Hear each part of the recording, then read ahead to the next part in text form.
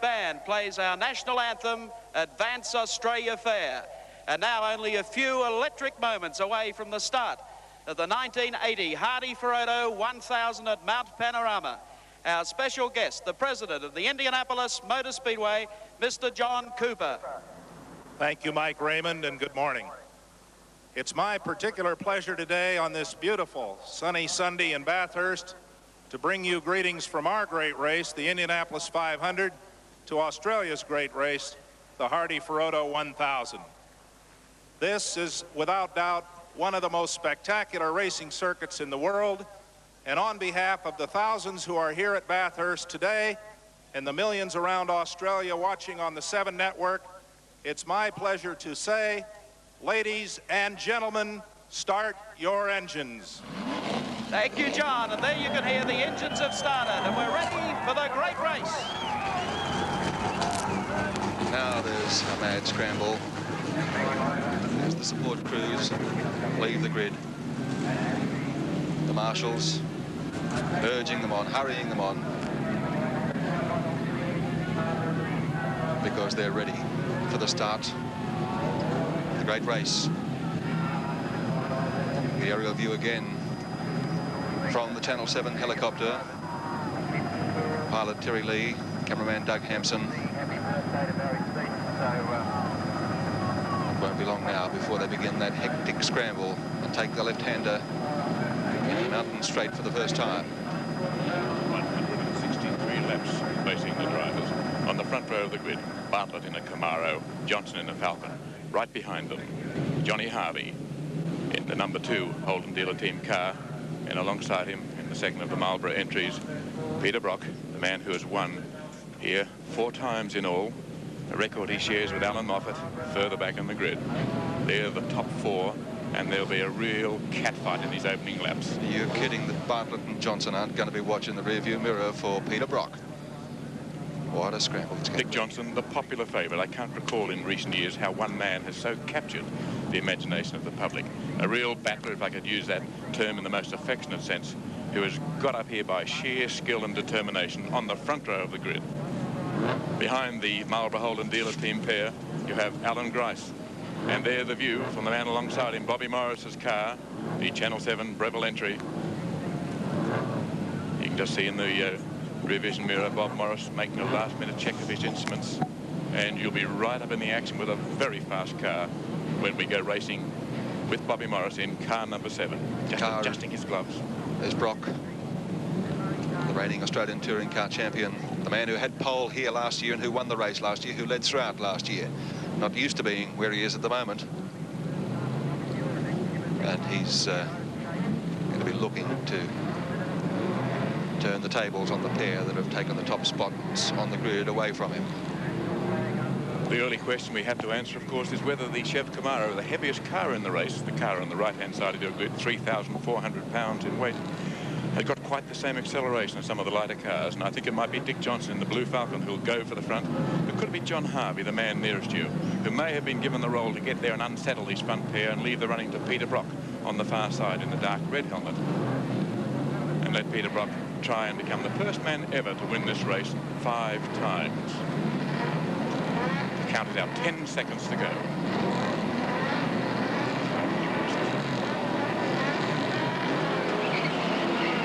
And it's Johnson who's got the start, and it's a slow start by Kevin Bartlett in the Camaro, and the cars are peeling around. And here's the view from Bobby Morris's car.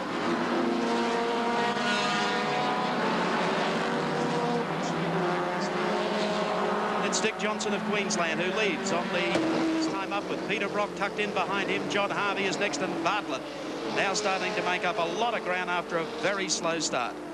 Very poor start indeed by Bartlett. I don't know what happened to him on the front. It's just a big and slow car off the mark, but it's got long, long legs and over 1,000 kilometres. That'll probably count. But it's Johnson who's away, and he doesn't want to be in any other position throughout the entire race.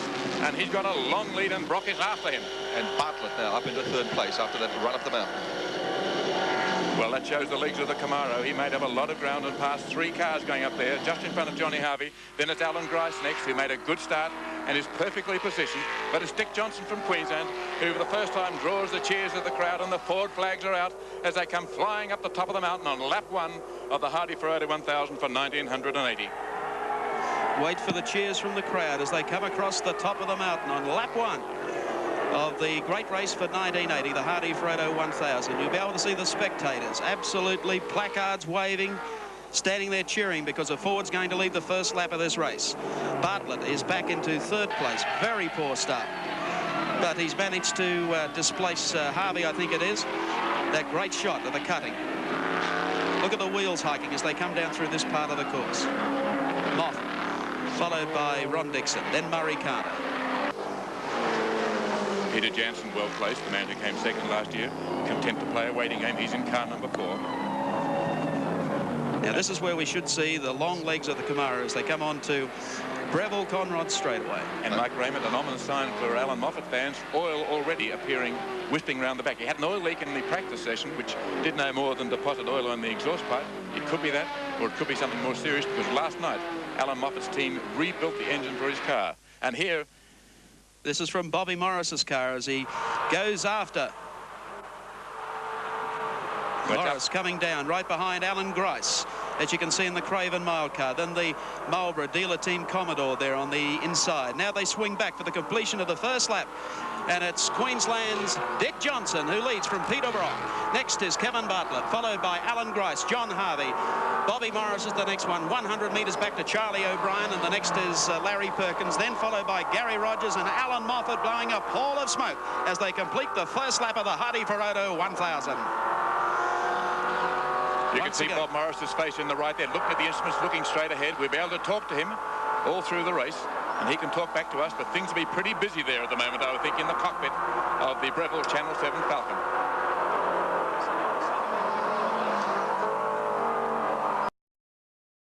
And there's the Camaro that moves down the inside of Allan Moffat.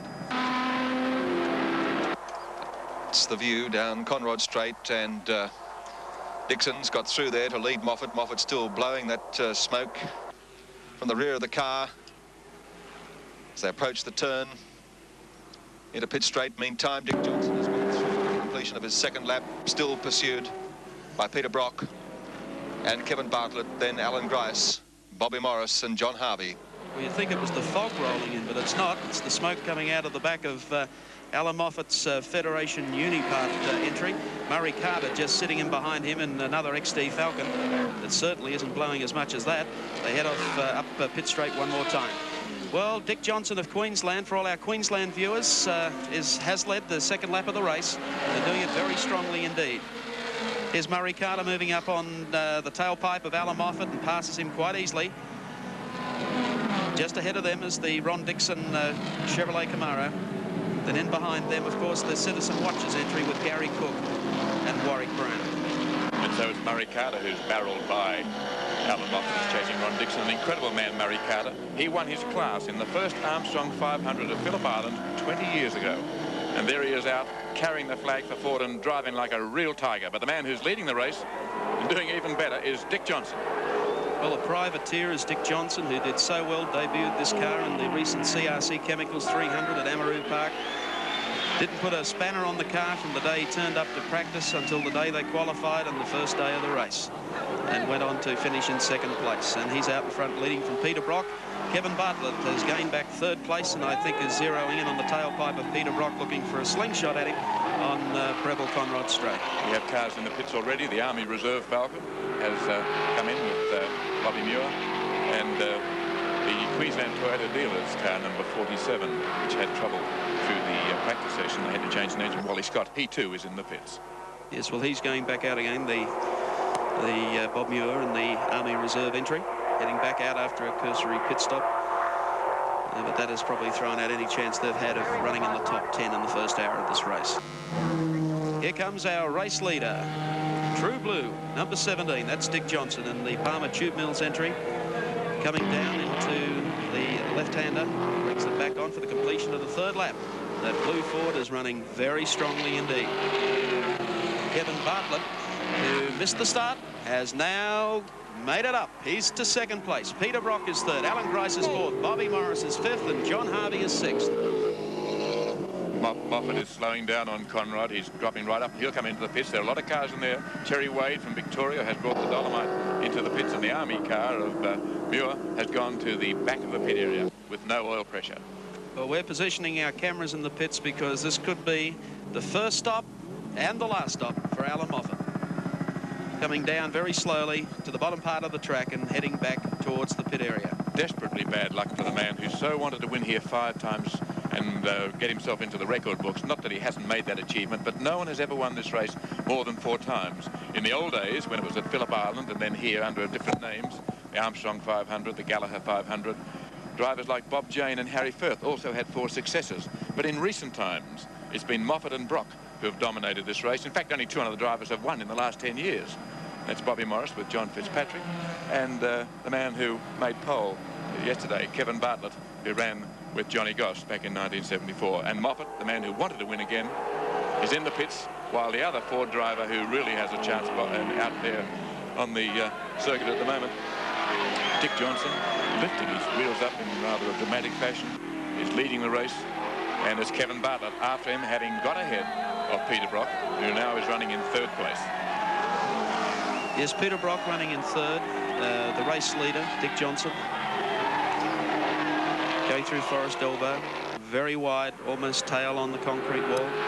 Peter Brock, though, is not too far back behind Kevin Bartlett. Bartlett should have the edge on Brock in straight line speed down Breville Falcon Straight.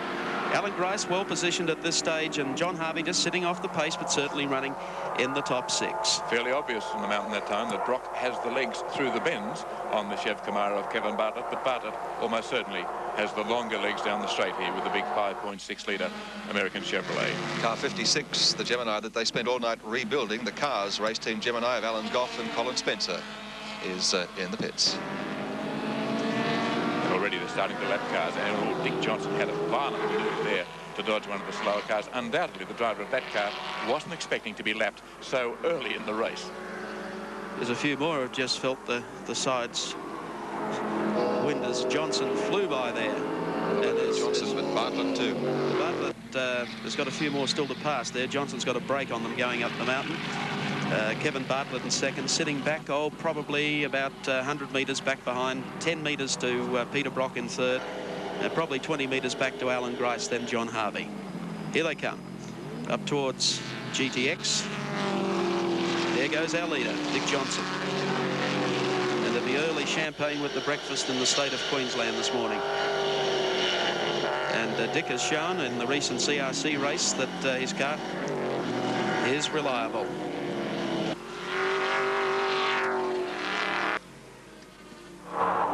Bobby Morris at the wheel of his car.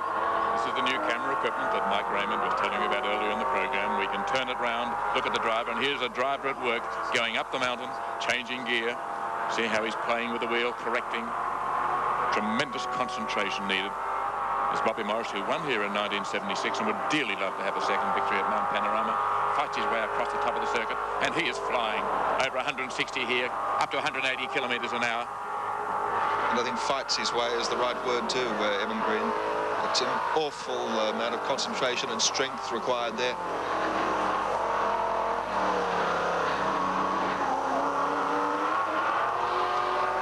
Bobby Morris throws the car across the top of the mountain, and that's what it looks like to the spectators up there. And that's what it looks like over Bobby Morris's shoulder, inside the car. That's where our camera is. Well, for those folks sitting at home, speed laws of Australia don't allow you to drive your car around at 170 kilometres an hour. But just look how relaxed, despite all this concentration and the fact that he is running in the top 5, just how relaxed Bobby Morris is at the wheel. While we watch Bobby Morris, the word from the pits is that Terry Wade's Dolomite has a seized engine, and Chris Hire, the man who led the class in the 1.6-litre category, has brought his VW Golf into the pits after only 3 laps. And in the meantime, Bobby Morris is in a busy situation with traffic all around him, and this is really a very worrying part of the race. You can see there Peter Brock flashing the lights on his car to let traffic in front know that he wants to come through. And having just passed the Lion Commodore, it's Bobby Morris around for another assault upon the mountain circuit. Goes up Mountain Straight. Alan Grice, the car just in front of him. mountain again. It's still Dick Johnson ahead of Kevin Bartlett and Peter Brock. They're the big three. And Allan Moffat has taken his car to the back of the pits, and that's a tragic blow for the man who was won here 4 times.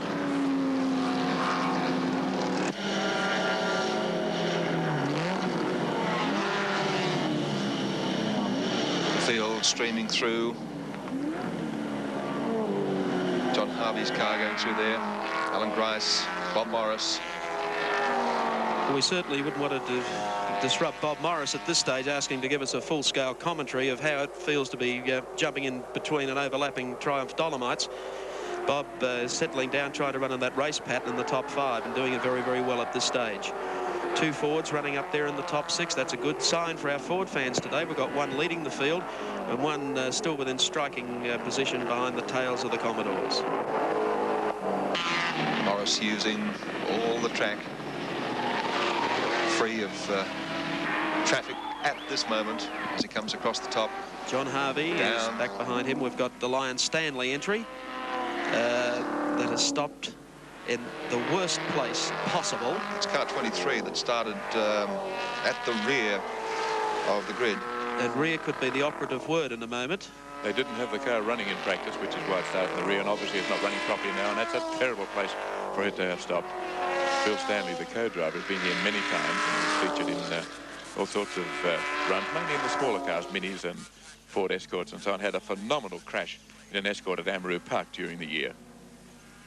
This is a tricky manoeuvre as they try to get that car out of there. This will be heart-stopping stuff. Let's all hold our breath and just wonder what's going to happen. But they're just getting going to push it over the mountain. That's it, yes.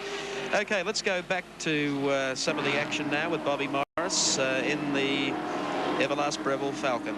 And he goes past Chris O'Connor-Mackie, perhaps, I believe, is in the pits area. Chris, if you receive us and can grab hold of Allan Moffat, let's hear from you. Okay, Allan, the man that's won that race so many times, to be a pedestrian so early has to be a great disappointment, I know, Al. Your car was smoking, but it was running well. Yes. Stopped in the pits, and the engine was covered with oil. Do you know what the problem was? Yes, it was all over my feet as well, Chris. We put new rings in it last night. That was the problem all weekend long, and that's why the car was going so well. It was trying to go, was back up on compression, and unfortunately with the warm-up lap or the pace lap, whatever we want to call it, that's when the rings got run in, and for all those heavy motorists, I can tell you it doesn't work. You have to run your motor in, and that's what killed us. They didn't seat, and the oil just comes blowing up from underneath the engine and floods everything up. My feet are soaking with oil.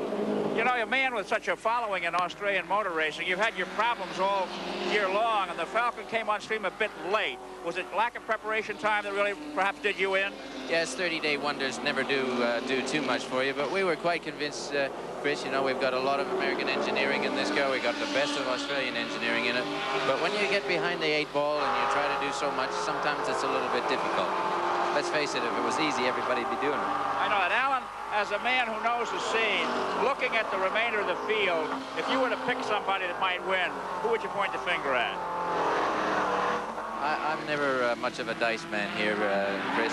It can be anybody's race. I'll make it easy for you. Would it be a Falcon or a Commodore? I don't think it's going to be a Ford product. Okay, that's it from Allan Moffat.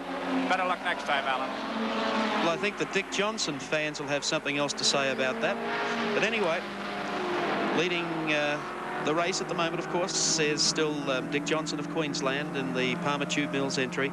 Kevin Bartlett in the 9 Network Chevrolet Camaro in 2nd place, and Peter Brock in the 05 Marlboro Dealer Team Commodore in 3rd. Peter Brock is up there in 3rd spot. Okay, over the top of the mountain, Bobby Morris in the Breville Ford. Back in 4th place, John Harvey in 5th, right behind him. Now from our static camera shot, watch the way they pick up the wheels as they come through here. There's Bobby Morris. We relocate the camera and you can see the driver at work. Taking a little look now and then out the mirror. Down through the mountain. Brings them back on to Breville Conrod Straight, and they're off and running. Flat all the way to the end of the straightaway, and the left-hander that brings them back past the pit area. While we watch Bobby Morris, bad news for Mazda fans. 3 Mazda RX-7 started. the news from the pits is only one is still running. The other two are in the pits and behind and being worked on. An enormous number of cars have visited the pits in the early stages, but only one big car so far, Allan Moffat's, which is out of the race almost certainly. The rings didn't bed in, a new motor. He tried to run them in one lap, as you may have heard him say in his conversation with Chris O'Connor-Mackie. It didn't work. They didn't settle down. The oil came pouring past him. Here's a great dice here with Harvey, who moves up on the outside of Bobby Morris. There's a little bit of dirt there. Whoops, boys. Straighten it back up, and now it's really starting to get serious between Bobby Morris and John Harvey. Harvey looking at wanting to go after Peter Brock, and Brock is already putting pressure on Alan Grace. Okay, let's have a look at the rear view. See, for you folks at home, we're showing you everything today. Here's John Harvey. This is how it would look if you're a passenger in the back seat of Bob Morris's car. You can see the long legs of the Falcon. They're just pulling away a little bit. But Harvey closing up a little bit as they come towards the corner. And up the hill will be interesting. This is where the Falcon should do well with a bigger engine.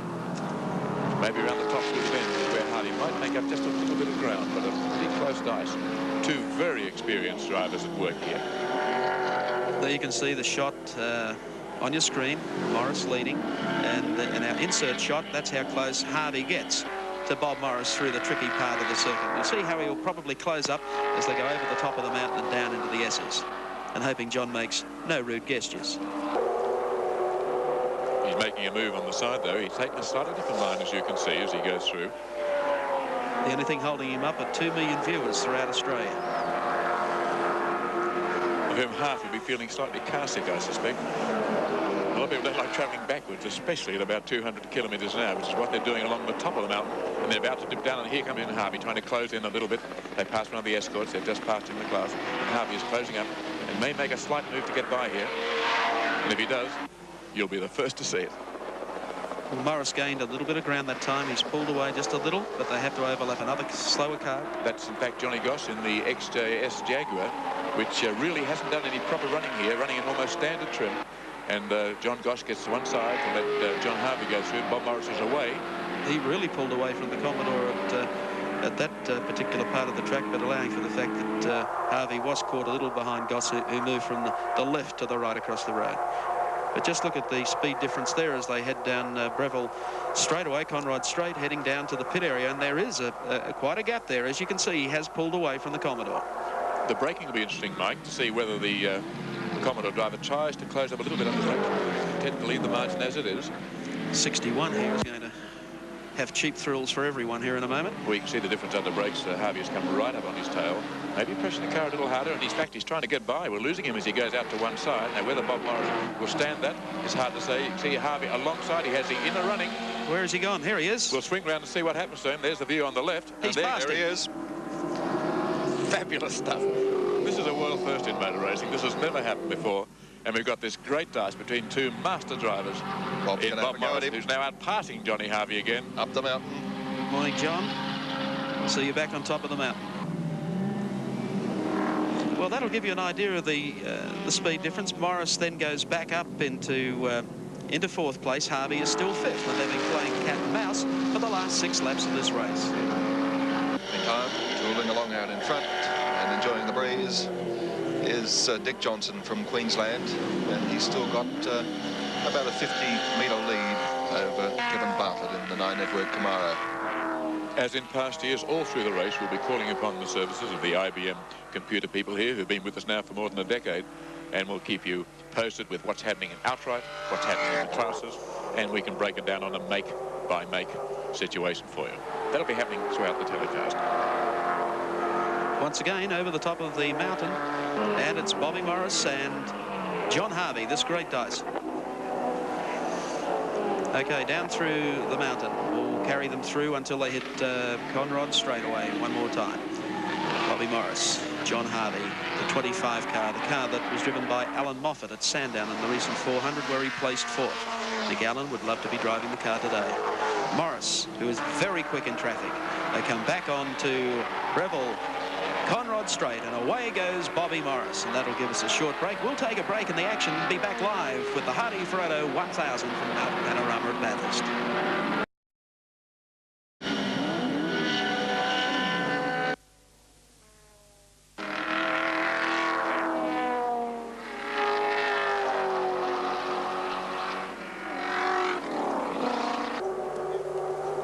Back at Mount Panorama, the top 10 after 9 laps.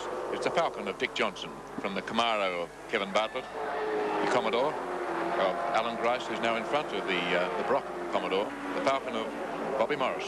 The car we're watching now in 5th place, just ahead of Johnny Harvey, who's running 6th in the Commodore. Charlie O'Brien is in 7th place in another Commodore. Peter Janson running 8th in another Commodore, as is Gary Rogers in 9th. And in 10th place, the Falcon of Murray Carter. They're the top 10 by courtesy of IBM. Still this great dice going on across the top of the mountain between Bobby Morris in the Channel 7 Breville Ford entry and John Harvey, car 25, the second of the Marlborough Holden Dealer Team Commodores. And it's provided most of the action so far in terms of close racing in this 1980 Hardie-Ferodo 1000. Federation Insurance entry, car number 1, Allan Moffat, out of the race. Big disappointment for Allan.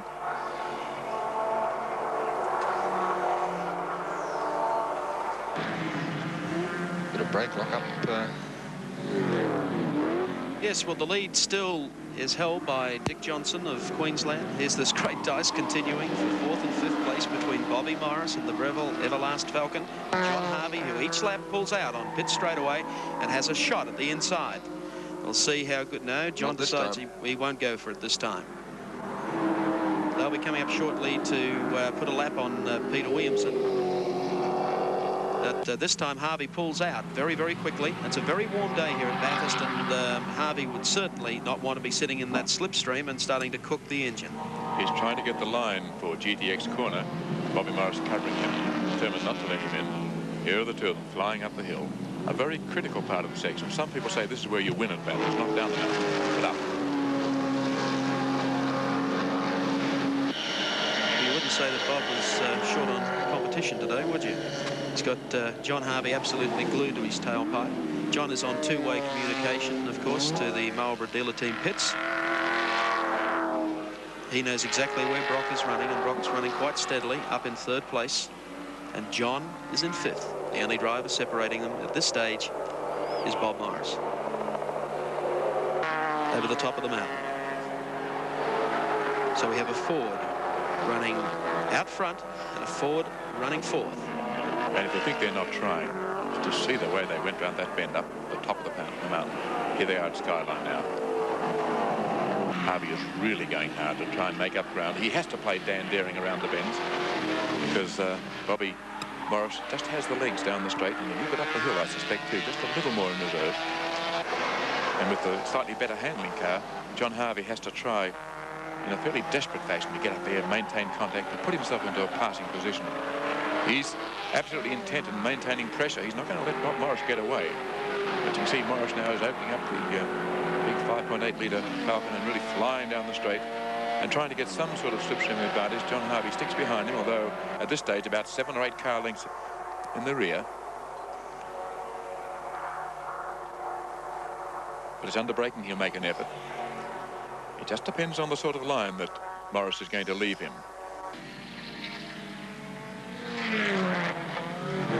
Passing other cars at a breathtaking pace. Chris Economaki is in the pit area and is making several observations at the moment. Chris, can you hear us?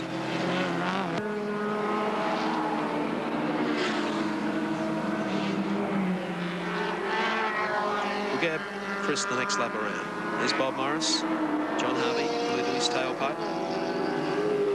Once again, Harvey pulls out, wants the run to GTX bend. These are running for 5th and 6th position. The car's a little more open at the front. A great dice in the race in these early stages between this pair.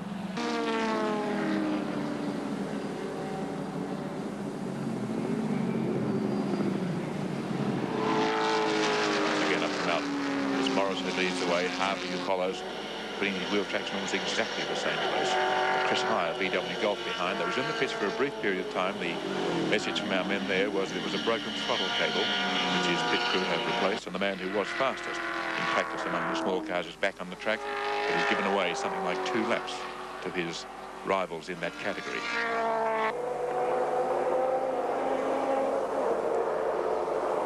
Harvey's close this time. He's held on pretty well up the top of the mountain, and he'll be making making a big play as they come down the side. He can't afford to lose Bob Morris down Breville Straight. That's a very fast part of the circuit. In the meantime, there's our leader. Dick Johnson from Queensland. Ripping down Breville Conrod Straight, the head of the field. Fair sort of a break. Yes, he has. Kevin Bartlett's dropping back, Mike. Yes, he was starting to smoke the last couple of laps back, and this has enabled Johnson to get that good buffer. He's managed to put probably another 100 metres. And Johnson doing it smoothly. He's a very, very tidy driver, Johnson. And if you want to last 1,000 kilometres around Bathurst, you just have to be tidy. The reason that Kevin Bartlett is dropping back, we believe, is his back brakes are starting to drop. That may be the smoke we can see. He's having to ease up a little bit, and that's not good news for the Camaro driver. Johnson makes the left-hander and up mountain straight again. Oops. And one of the slower cars cut one of the others off, swerving across the road. But that enabled the race leader to... Kevin Bartlett has gone into the pits. Well, we have Bartlett into the pits. I don't think they plan to be in the pits quite this early. Some of the pit activity as the rear wheels come off. Kevin sitting there. We'll just check and see if they're doing anything to the brakes. Bartlett is talking back through his two-way communication. Locking rear brakes was the problem, as we heard. Out of the hot mechanic, he's going in with raw fingers, and I suspect he might get a few burnt ones. There's the drum off. Yes. That's not a good start to this year's race for Kevin Bartlett. He's a fully professional driver, KB. First race in 1957, 23 years ago, and he ran an MG-Tthis at Mount Druitt. I asked him how he went. I said, where did he finish? He said, nowhere. And maybe that's where he's going this year. Although he was a man who made a break in Hardie's Heroes yesterday and won himself $9,250. It might be all the money that Kevin Bartlett is taking back from this year's Bathurst race. We'll return in just a few moments to see what progress his mechanics are making getting this Chev Camaro back on the track when we return to the action here at Bathurst in the great race.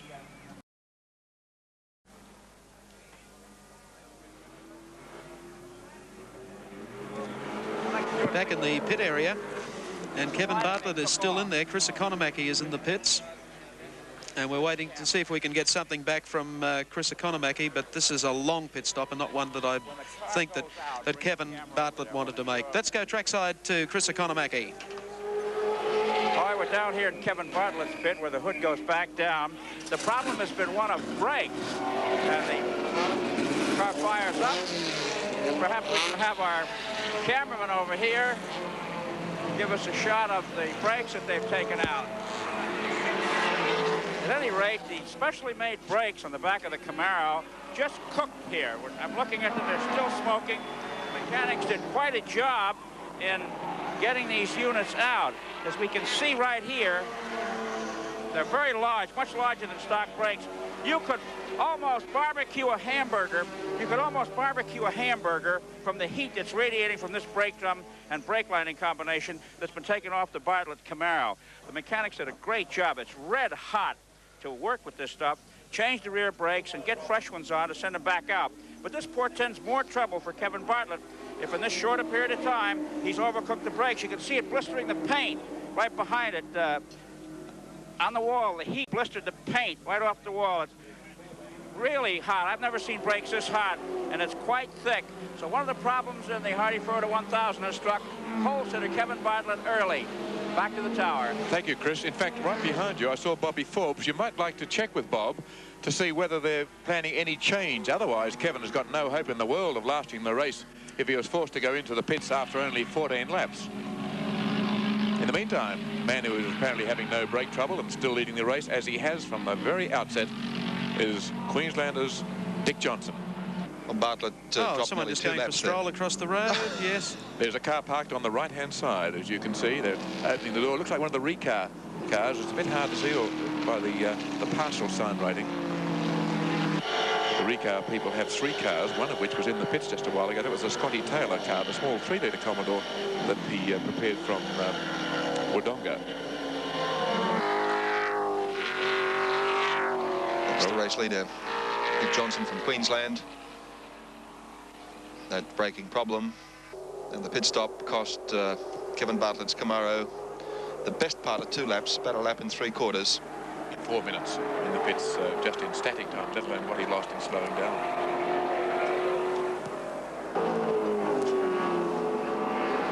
So across the top, well, Dick Johnson is feeling good. He carries a map of Queensland on the roof of the car. He's pursuing another Falcon at the moment. Number 32, he's about to engulf, I think. It's not a Falcon, that's 32. It sure looks like a Falcon to me here. Maybe I'm picking up the wrong number, 22 maybe. A bit hard to see the way some of these cars are painted. Jim Keogh, I think it would be, who distinguished himself by being the leading Ford Falcon finisher last year when he came home in 14th place. But just being passed by the leader in the race now, and he'll tuck in behind him and follow him down the straight and say, how's he got a lap power when I can't go nearly as fast in the same sort of car? 2.2 seconds between the race leader, Dick Johnson, and now in second place, 0.5, Peter Brock in the Marlborough Holden Dealer Team Commodore. Now, oh no, what's this? We've had one upside down. Just checking out for you. Is it Ron Wanless? It's a bit hard to pick. I don't want to cause people frights, but it looked as though it may just have been number 26. I just couldn't. If I stand on my head.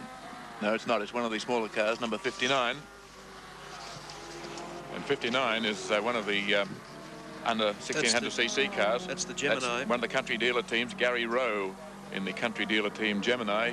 He's gone into the fence, he's rolled the car, lost a wheel. Or that's the tire. He's just knocked out from the barrier there, up the top of the fence. Marshals around the car. Bits of debris there. You can see what's happened. He's gone right in. The driver taking off his helmet. That's him on the left. Rowe is on the left. Gary Rowe. This was his second year at Bathurst. In fact, I think he finished 3rd in this class last year. Well, you can see he's hit the wall there on the inside. It's up the top of the mountain and flipped the car right over and has come down to land on the roof very heavily. A really hard impact. But mind you, this is one of the fastest parts of the circuit, and he'd be traveling at absolutely maximum throttle opening there. When he came in, for what reason we don't know, there's a tire and wheel bent right out. I thought at first it was missing.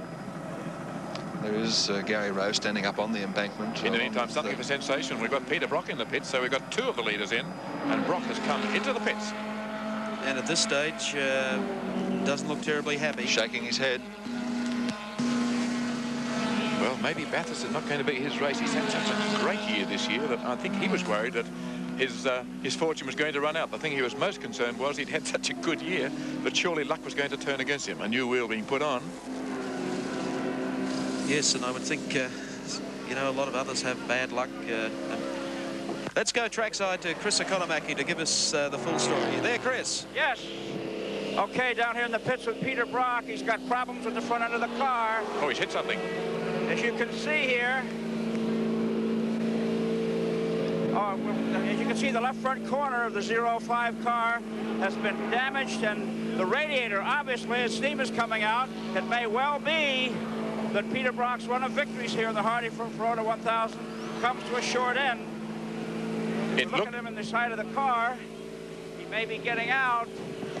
It looks, Chris, as though he may have hit another car. He's going back out. He's driven over the Jag, and they're sending him on. Now, what they'll do now is get ready to service the car with a more elaborate repair job when he comes back in, and we'll be standing by for that repair job when it happens. Back to the tower. Thank you, Chris. Well, drama indeed for Peter Brock. Whether or not they needed another lap for him to turn off, or whether to get back into the back of the pits. The great question here, Mike Raymond, is whether it was a wise move sending him out. Now, they needed the time and said, we don't want to waste time, we'll get ready for you. But he's got to go right round the track with a car that obviously is losing a lot of water. And now the dilemma facing Peter Brock is whether he's going to ruin that motor. In this one lap, 6 kilometres to go, he's losing a lot of water. It looks like he's hit someone or something.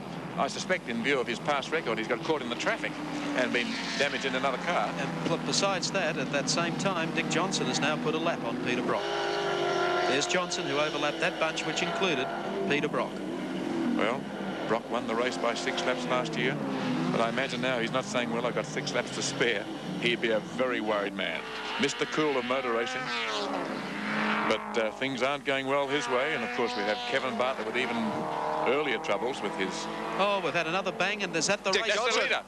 Dick Johnson. Now, whether Dick has been hampered by the rescue truck here, which is out on the track, but he has gone into the fence. Dick Johnson, the leader, he's broken the left-hand front suspension. You can see by the way the car is leading down. Now, a rescue vehicle has been out to bring in one of the damaged vehicles. The officials are running back. I rather think that Dick came round the corner and found himself with an impossible situation. You can see them stimulating the flag marshal, saying, for heaven's sake, wave the flags. There's Bobby Morris came in, almost collected the front of the car, and the field is pouring through. The marshals are out now, waving down, trying to slow things. There's a rescue truck there. Johnson, the race leader, is out of the race. I can't see he can possibly fix it. And a very disappointed Dick Johnson walking through. You can see where he's hit the fence. He's broken the front left-hand side of the car. And within 5 minutes, we've lost Kevin Bartlett in the pit for several minutes, Peter Brock with a damaged front, and now we have the race leader, Dick Johnson, into the fence and almost out of the race. That is unbelievable. Unbelievable set of circumstances that has taken out the three leaders inside of 10 laps. The message we're getting back from our camera position there is he's hit a rock. Now, whether it's a rock that's been knocked onto the circuit, whether someone's thrown it down, there are no rocks on the track, but that's the word we're getting back from the track. The Johnson has hit a rock.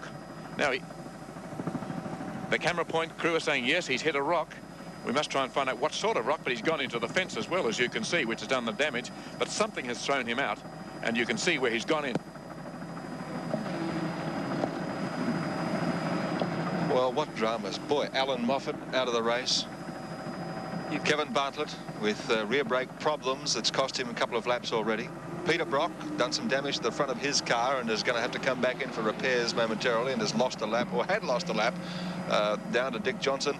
And no sooner did we say that, and here's Dick Johnson out of the race. Our IBM people are saying that Brock hit a rock as well. Now, whether we've got some phantom rock throwers around, I don't know. But I would tend to think that maybe that in Brock's case, but with that tender vehicle that was on the racetrack at the time, we'll have to wait to get the full story. Yes, rather than say that people are throwing rocks on the track at this stage. Sure. If I was to attempt an instant analysis, I'd say that Johnson came around the corner, found he had to swerve to dodge the tender vehicle, and then you can see the trouble he got into trying to get out of the correction and went into the wall. But another rescue vehicle is on the track. The oil flag is out. One of the marshals is running there, collecting bits of broken glass and plastic and metal. The field's slowing right down. There's Gary Rogers coming, saying what's going on. And the Alpha, you can see the end of the vehicle. He's been into the pits. This is the Derek Bell and car. That looks like it's thrown a tyre off, Evan, on the left, perhaps off. I can't quite work out where it's come from, but that's car 48, the Phil McDonald and Derek Bell Alpha GTV. That's right. We also have. Let's check it back. There's so much happening at this stage of the race with our.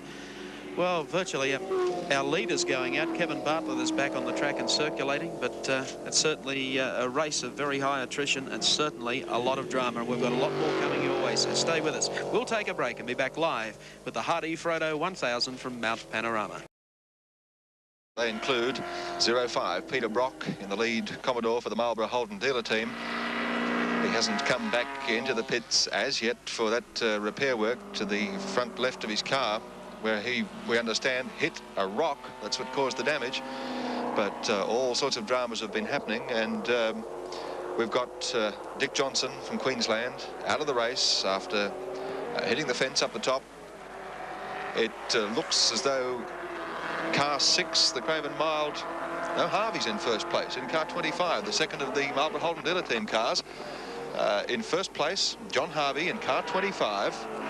Car 4, Peter Janson, the Cadbury Schweppes Commodore, is in second place, and the Greater Pacific Finance car, Gary Rogers, is holding down third place at the moment. Okay, we have a replay of the Dick Johnson accident that was taken from camera a fair way away from that, but we'll try and roll that in and see what we can find. There's the tender vehicle. Goodness me. You can see how he went up the wall there now. He was lucky not to go to the top of the wall. In fact, the way he hit that so hard. Well, the marshal is still falling backwards down there, and you can see whether or not there has been a wild swerve or something. We'll have to wait to get the absolute story on that. That's absolutely incredible. He must have hit that wall flat out. Well, as fast as he could go up the hill, he came around the corner, and obviously he's had to change line because of the rescue truck out there. And that went so close to going over the top. You can see just how hard he hit. Now, I'm staggered that Peter Brock is still out there. We thought he was going straight back. Maybe he's found that the temperature has stabilised and is prepared to keep circulating. He's having no troubles with the front of the car in terms of affecting the steering. And let's go back a bit in the field to the man that you travelled with so much last year, Peter Williamson. Peter, how are things going with you back in the field?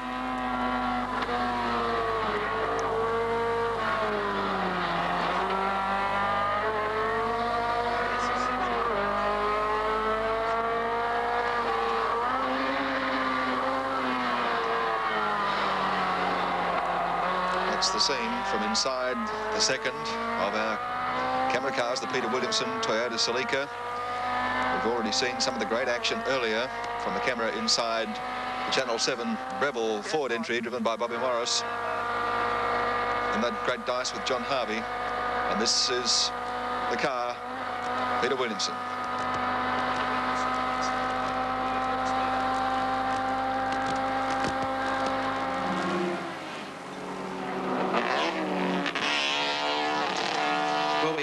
Problem. Goodness me, it's all happening at the moment. The McLeod Brewster Mazda RX-7. I think it was probably the last survivor of the three that were entered. Peter McLeod trailing a cloud of smoke there. The last of the Mazdas still going as far as we know, and it's been a disastrous day for them as well as for a lot of other cars. Okay, over the top of the mountain. Oh my goodness me. It's not the year of the RX-7, is it? Beautifully prepared car too. Look at the how the flag of Australia was incorporated into his number on the roof of the car, but it's not going to bring him much luck, unfortunately. Back to the pits to Chris Economaki. Thank you. I'm standing here in the Marlboro Holden Dealer Team pit where the timer tells me that Peter Brock's lap times are now 5 seconds off of his best earlier. He's staying out there with a damaged nose, an overheating engine, or perhaps that was just the hot water steaming out, but the aerodynamics of the car has been upset. They're going to let him stay out there and stay with it and try and perhaps fix the car at the next routine pit stop. But he's out there racing, but 5 seconds off his normal pace. Back to you, Evan. Thank you, Chris. Well, apparently no mechanical trouble, as you say. It was probably just the steam from the overheating engine when he stopped in the pits. But I bet that Peter Brock is desperately looking at his temperature gauge to make sure it stays around the safe mark. And that'd be a great blow, because 5 seconds a lap through lost aerodynamics is going to be an enormous handicap for this man to have to try and overcome. You can see the influence there. He's lost part of the spoiler at the front, and he's lost the headlight cover. And not only would it lose some speed, but it would also affect the stability of the car, making it a little unbalanced in terms of the way it penetrates the air. Just getting the signal from one of the 2-litre class drivers to pass on the left-hand side as he goes sweeping up the top of the hill. Might be an opportune time to take a look at our IBM score service, and let's take a look how the top 10 are running. We certainly know we won't take the 10, but we'll take at least the first 4, and we know that the Alan Grice, John Smith, Craven Mild Commodore is out front and leading. Bobby Morris and Bill O'Brien in the Falcon, running strongly in second. John Harvey and Ron Harrop in the Marlboro Dealer Team Commodore in third. And a moment ago, we were watching Peter Williamson, who's the man expected to lead his 2-litre class, the man who was thought might be a real rival. Gary Leggett is in the pits with the fuel injection playing up on his twin-cam Gemini.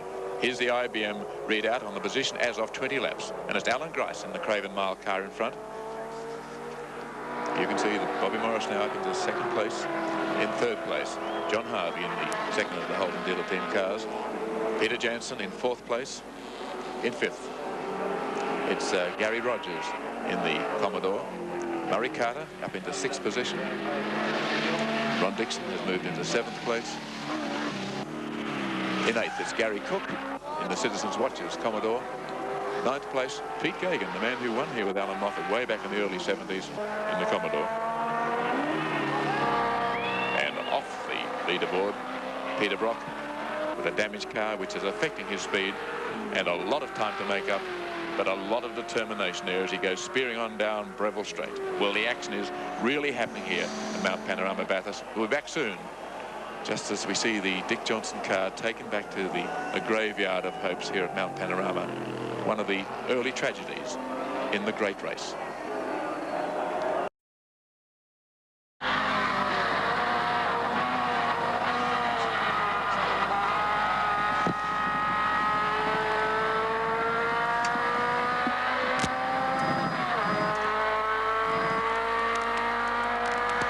Peter Williamson.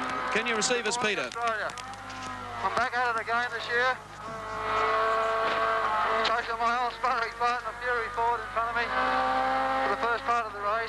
We're trying to keep on a constant pressure. We've had a lot of troubles trying to get to this race meeting this year, but everything seems to be working fine now. Right behind me, I've got the Dick Barber Samposi Commodore, and he's giving me some problems.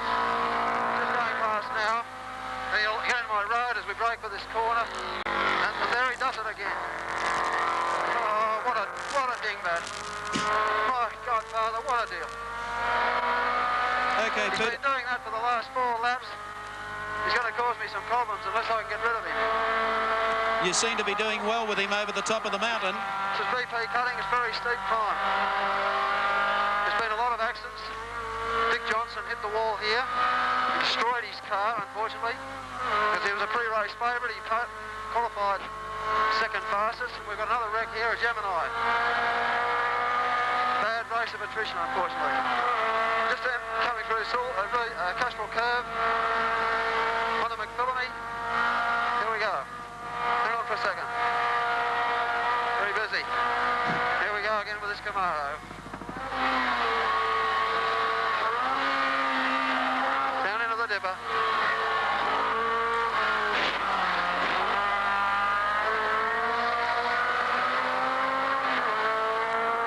Into the elbow. There's a little crawl there in our road. We'll just try and clear him. I'm sorry for the intervals in the telecast, but I'm having a bit of difficulty staying on the street at the moment. This is the Conrod Straight. How does the car? Beautiful side. How does the car seem to be running at this stage, Peter? There it is, Conrod. Bathurst in the distance. We're touching at just about 8,200 revs per minute. It's about 140 miles per hour. Not bad for a 2-litre car, wouldn't you think? We're going into the 200 brake. There's the 3. There's the 2 on the brakes.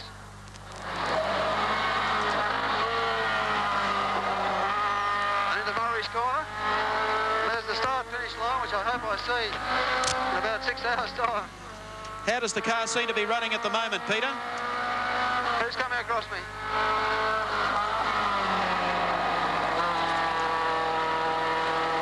Back onto pit straight. How does the car seem to be running?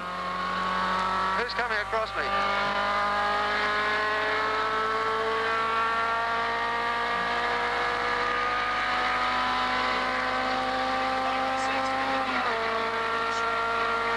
He's too fast for me, but he's just caused me a lot of trouble. I had to lock a brake just coming into this corner, GDX, and I've lost so much speed now. But I'm trying to get it all back. Laurie Nelson in the Capri Components car in front of me took advantage of my problems and overtook me. Coming up into the cutting. Here we go.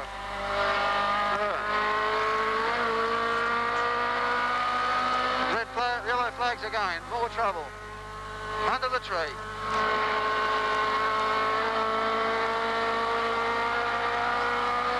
No more yellow flags.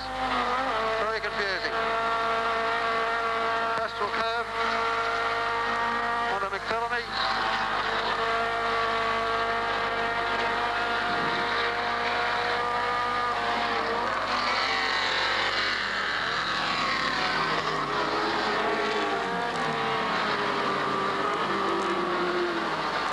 Oh dear, come on, Holden.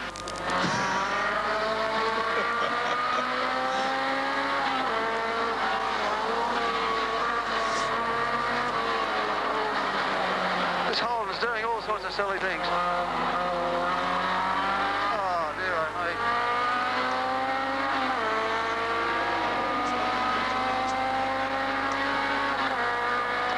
We're getting held up severely by some of these people. And of course, this little car, they haven't got a lot of top-end power and low-down torque, and when we lose, I can't get it back. See, this Holden's a big car, and he's got the legs on me, but I'll get him here under brakes. We're just coming out of the braking area now. Over the last hump, there's the 500, the 400, the 300, the 200, and here I go. Hang around.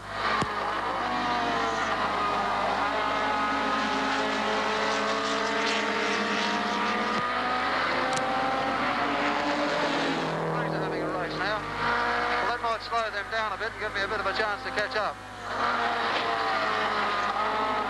Which is exactly what it's done.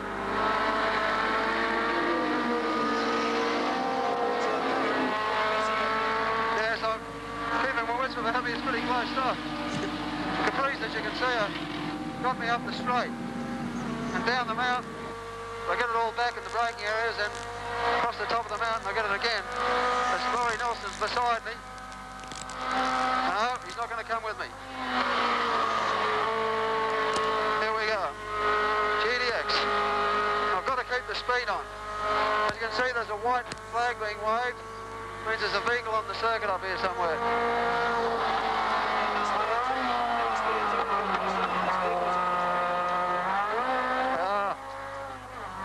They slow me down, you see, and if I go and keep the speed up with this car, I lose so much time. It's under the tree. It's hard to replace. Look at the Gemini, isn't it a mess? Here we go. We'll make a bit of ground here on the Prairie Ford. Oh. There we go. There's a hard stopper. There we go. Over the skyline. What a view. I'll pull him in here if I can. And I'm doing it. He goes this boy, doesn't he?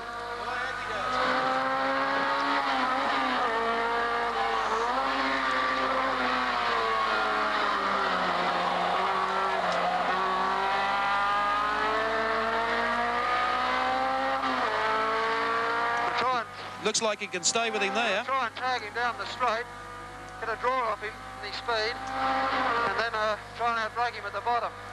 But he's just a bit good for me. And there's that beautiful Conrod straight, isn't it glorious? You almost see Blakehurst from here. How are your temperature and oil, everything running okay? You see he's stretching away from me a bit. He's gaining about 5 or 10 car lengths. There's the 400, the 300, the 200, and here I come. Look out forward. Gotcha.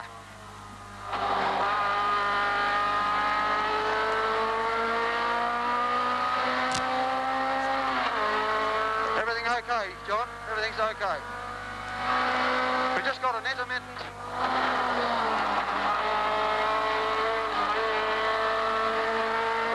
electrical problem with the alternator. The light keeps coming on and off every now and again. We're going to try and elastic it up when we get back. Can I turn the camera off? Thank you. Over into Mountain Straight. I'm going to catch this forward again. This is GDX. I've got to really keep the power. Hang about a moment. Here we go.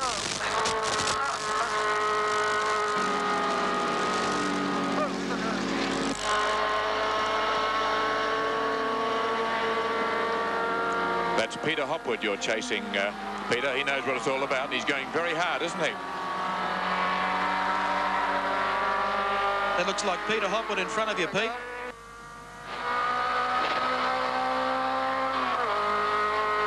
Under the tree. There we are, Reed Park. There must be a lot of petrol on the road. They're spraying it now to get rid of it. That's the normal procedure.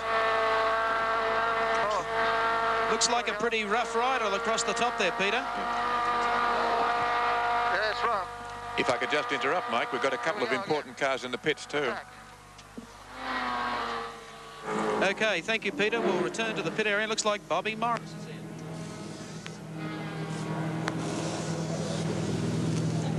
in. Morris called into the pits there. So is Murray Carter, who's had steering problems and changing tyres. A lot of activity there. But Bob Morris, carrying the second of the Channel 7 cameras, has come into the pits. They're changing all the rubber, adding fuel, but that's just as a fill-in. That's not the reason he's coming. This is not a scheduled stop. Over to you, Chris Economaki, please. Right, down here in Bob Morris' pit, and an unscheduled tire change is being made. Morris told me before the race that he thought they could go halfway on each set of tires, but now he's in and having the tires changed. And right now, my watch says he's been in the better part of a minute, coming up on 60 seconds, which is a long stop, but he seems cool and calm, as you can see, sitting right here as the pit crews work to get these right side tires on. The jacks are coming down, and he'll be going out in just a moment. My watch now shows a minute 6 seconds. It's going to be a minute 10-second pit stop for Bob Morris. There he goes. Well, no wonder he was so frustrated, Chris Economaki. He was only 4.1 seconds behind Alan Grice and in second place when he came into the pits. So now the order is Alan Grice leading from John Harvey, then Janson, Rogers, and they're the top 5. And who would have put money on that? With so many of the stars either in trouble or out of the race. Dick Johnson, the leader for 16 laps. He collected $800 in prize money from Coca-Cola for leading those 16 laps, but he's out of the race. And we've got a car visiting the one of the escape roads, doing a U-turn. It looks like is that the Citizen Watch, is it? Yep, yes, it looks like Gary Cook's car.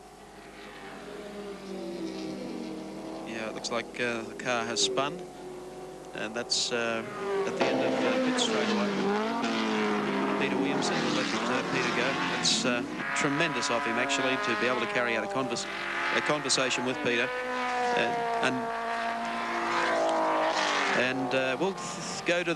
We'll go to the pit area now, where Chris Economaki has an update on the Dick Johnson withdrawal from this year's Hardie-Ferodo. Take it away, Chris. Well, I'm standing in front of an empty pit.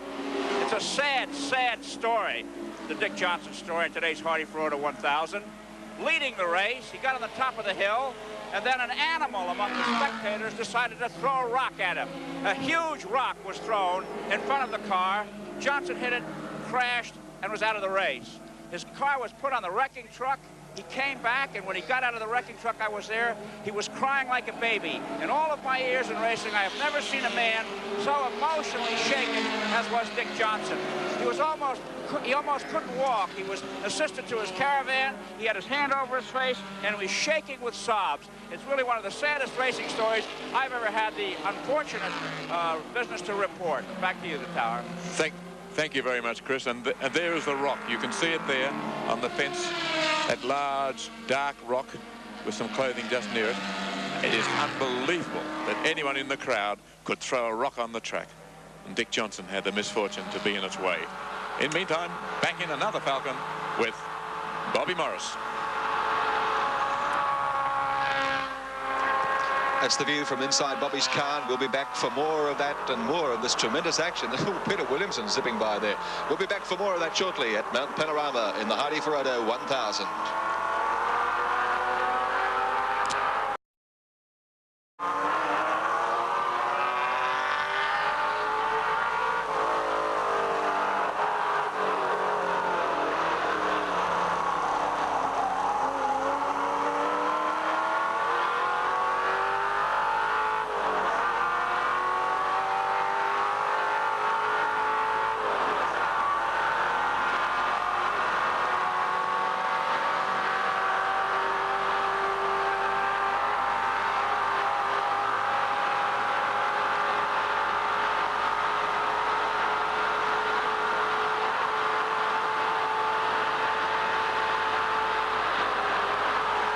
That's the armchair ride from inside the Channel 7 Breville XD Falcon, driven by Bobby Morris.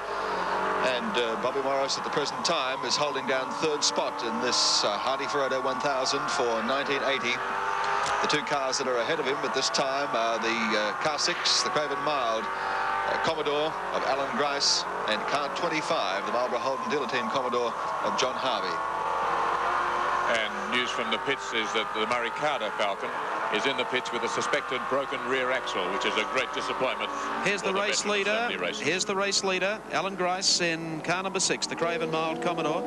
And I think not far back behind him is Peter Brock, who is down on Alan Grice. But Grice at this stage has been running very smoothly. We'll go trackside at the moment. More drama in the pits. Take it away, Chris Economaki. I'm standing alongside Murray Carter's car. It's in the pits with a rather unique malfunction, a broken axle. We don't see that much in motorsports today. It's spilling oil over there. Let's walk up and try and get a word with Murray. Excuse me a moment. Murray, Murray, are you going to be able to get back in? Well, yes, we hope so. I think it'll only delay us for a short period. Once we change this axle, we'll be right again. Why do you think the axle broke? We don't usually see this kind of a problem these days. No, I think what with the rubbish that's on the circuit up there, and we're getting a little bit off the circuit at times to avoid some of the rubbish up there. Probably just getting the wheel into one of the ditches up there might have shocked the other axle and fractured it. What kind of rubbish is up there? How bad is it? Well, there's a lot of rubbish on the track up there where the cars have come to grief, and we're trying to keep clear of the rubbish, and probably just one of the ditches has jolted the wheel and snapped the axle. Is that the rocks you're talking about, and is it a hazard? No, well, we're avoiding the rocks for puncture problems. I see. Okay, Murray Carter from the cockpit telling us that the track is really dirty up on the upper part of the circuit, and that broken axle is going to take a long time to fix on car number 18. Back to you in the tower. Thank you, Chris, and quite a race of attrition. There's our chopper shot showing the progress of the race and the progress of the cars along Breville Conrod straightaway.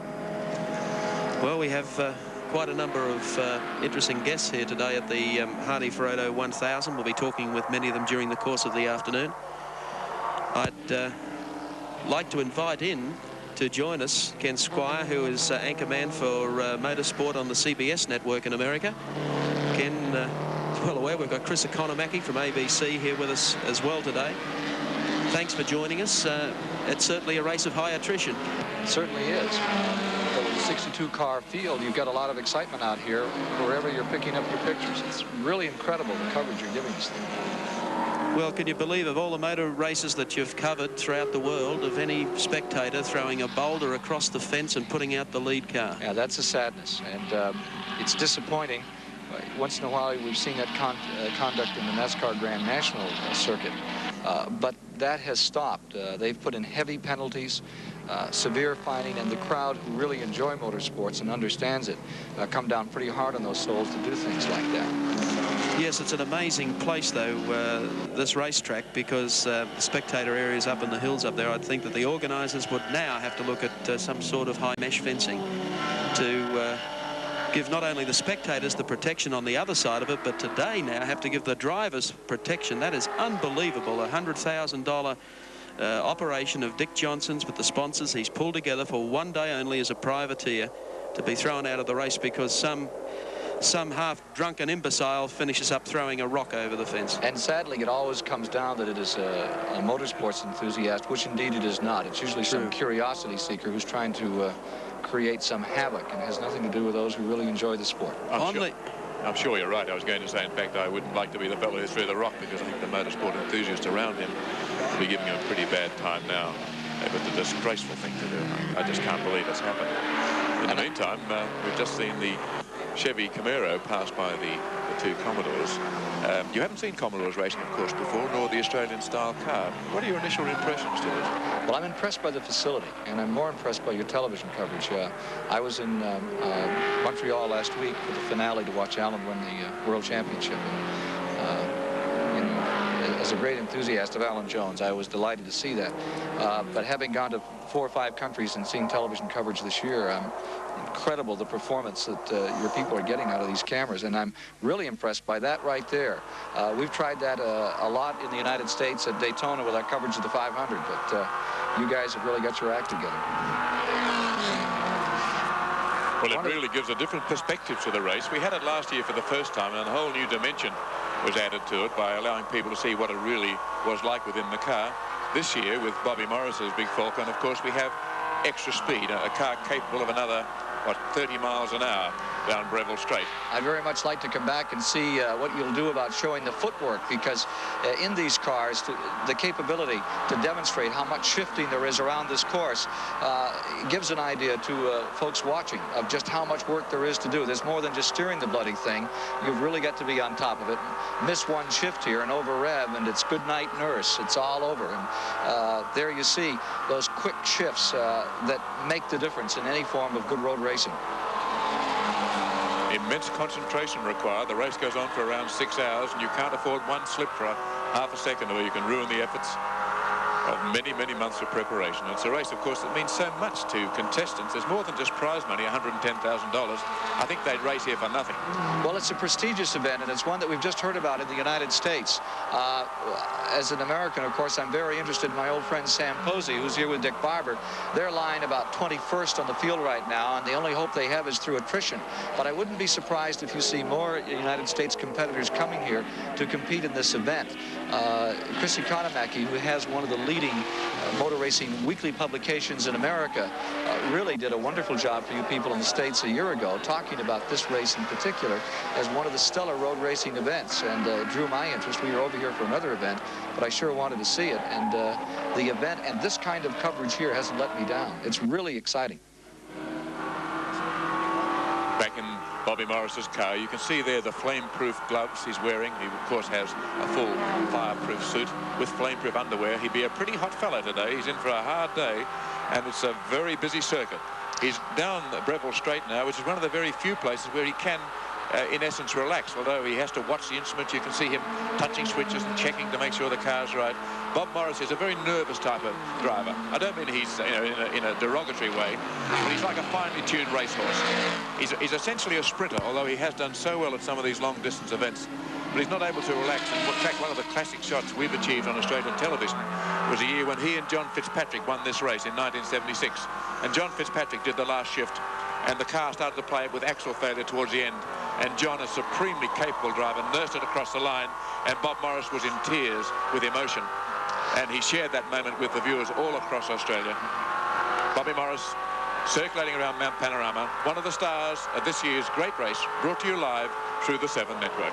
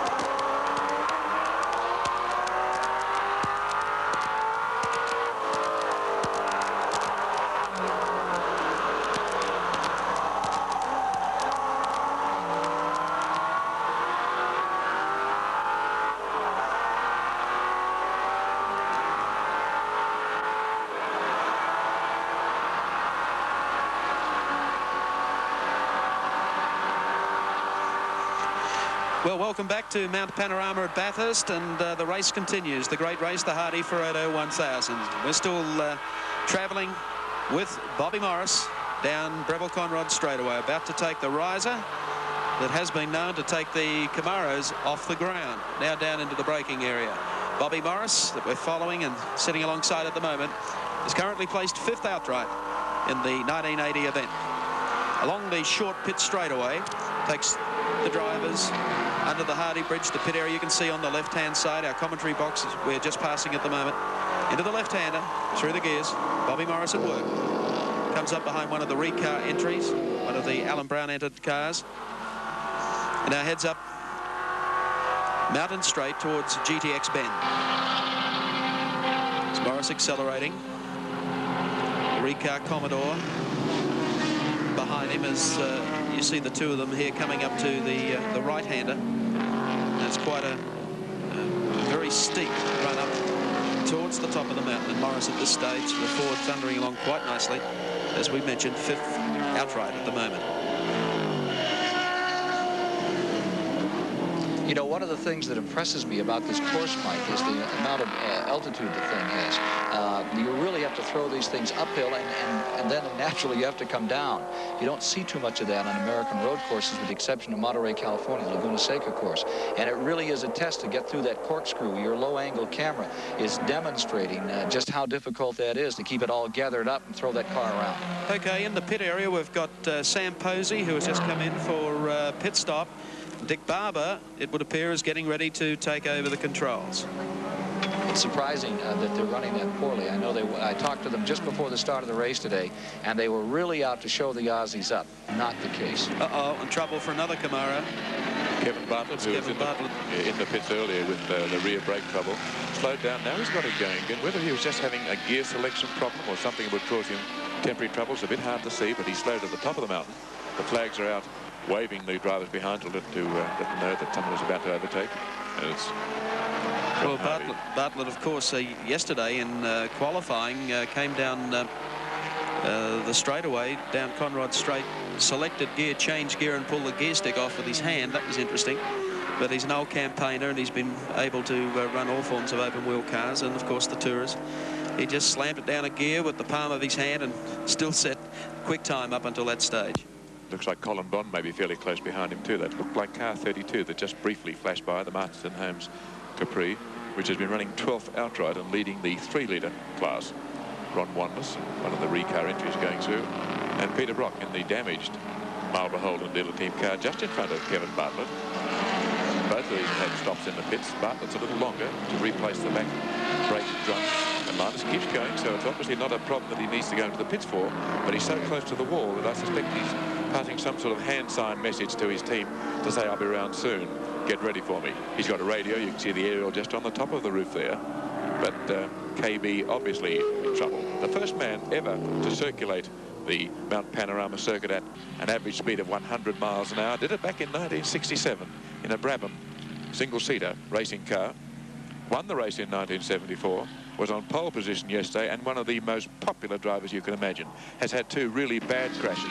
In early 1974 in New Zealand, he put a Lola into the wall in one of the racetracks there and broke both his legs very badly.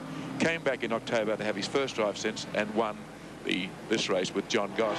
And then last year, the Sandown crash, broke a leg and an arm, and watched this race from a wheelchair.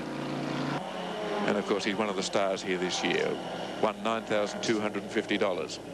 for his feat in taking pole position in Hardie's Heroes yesterday.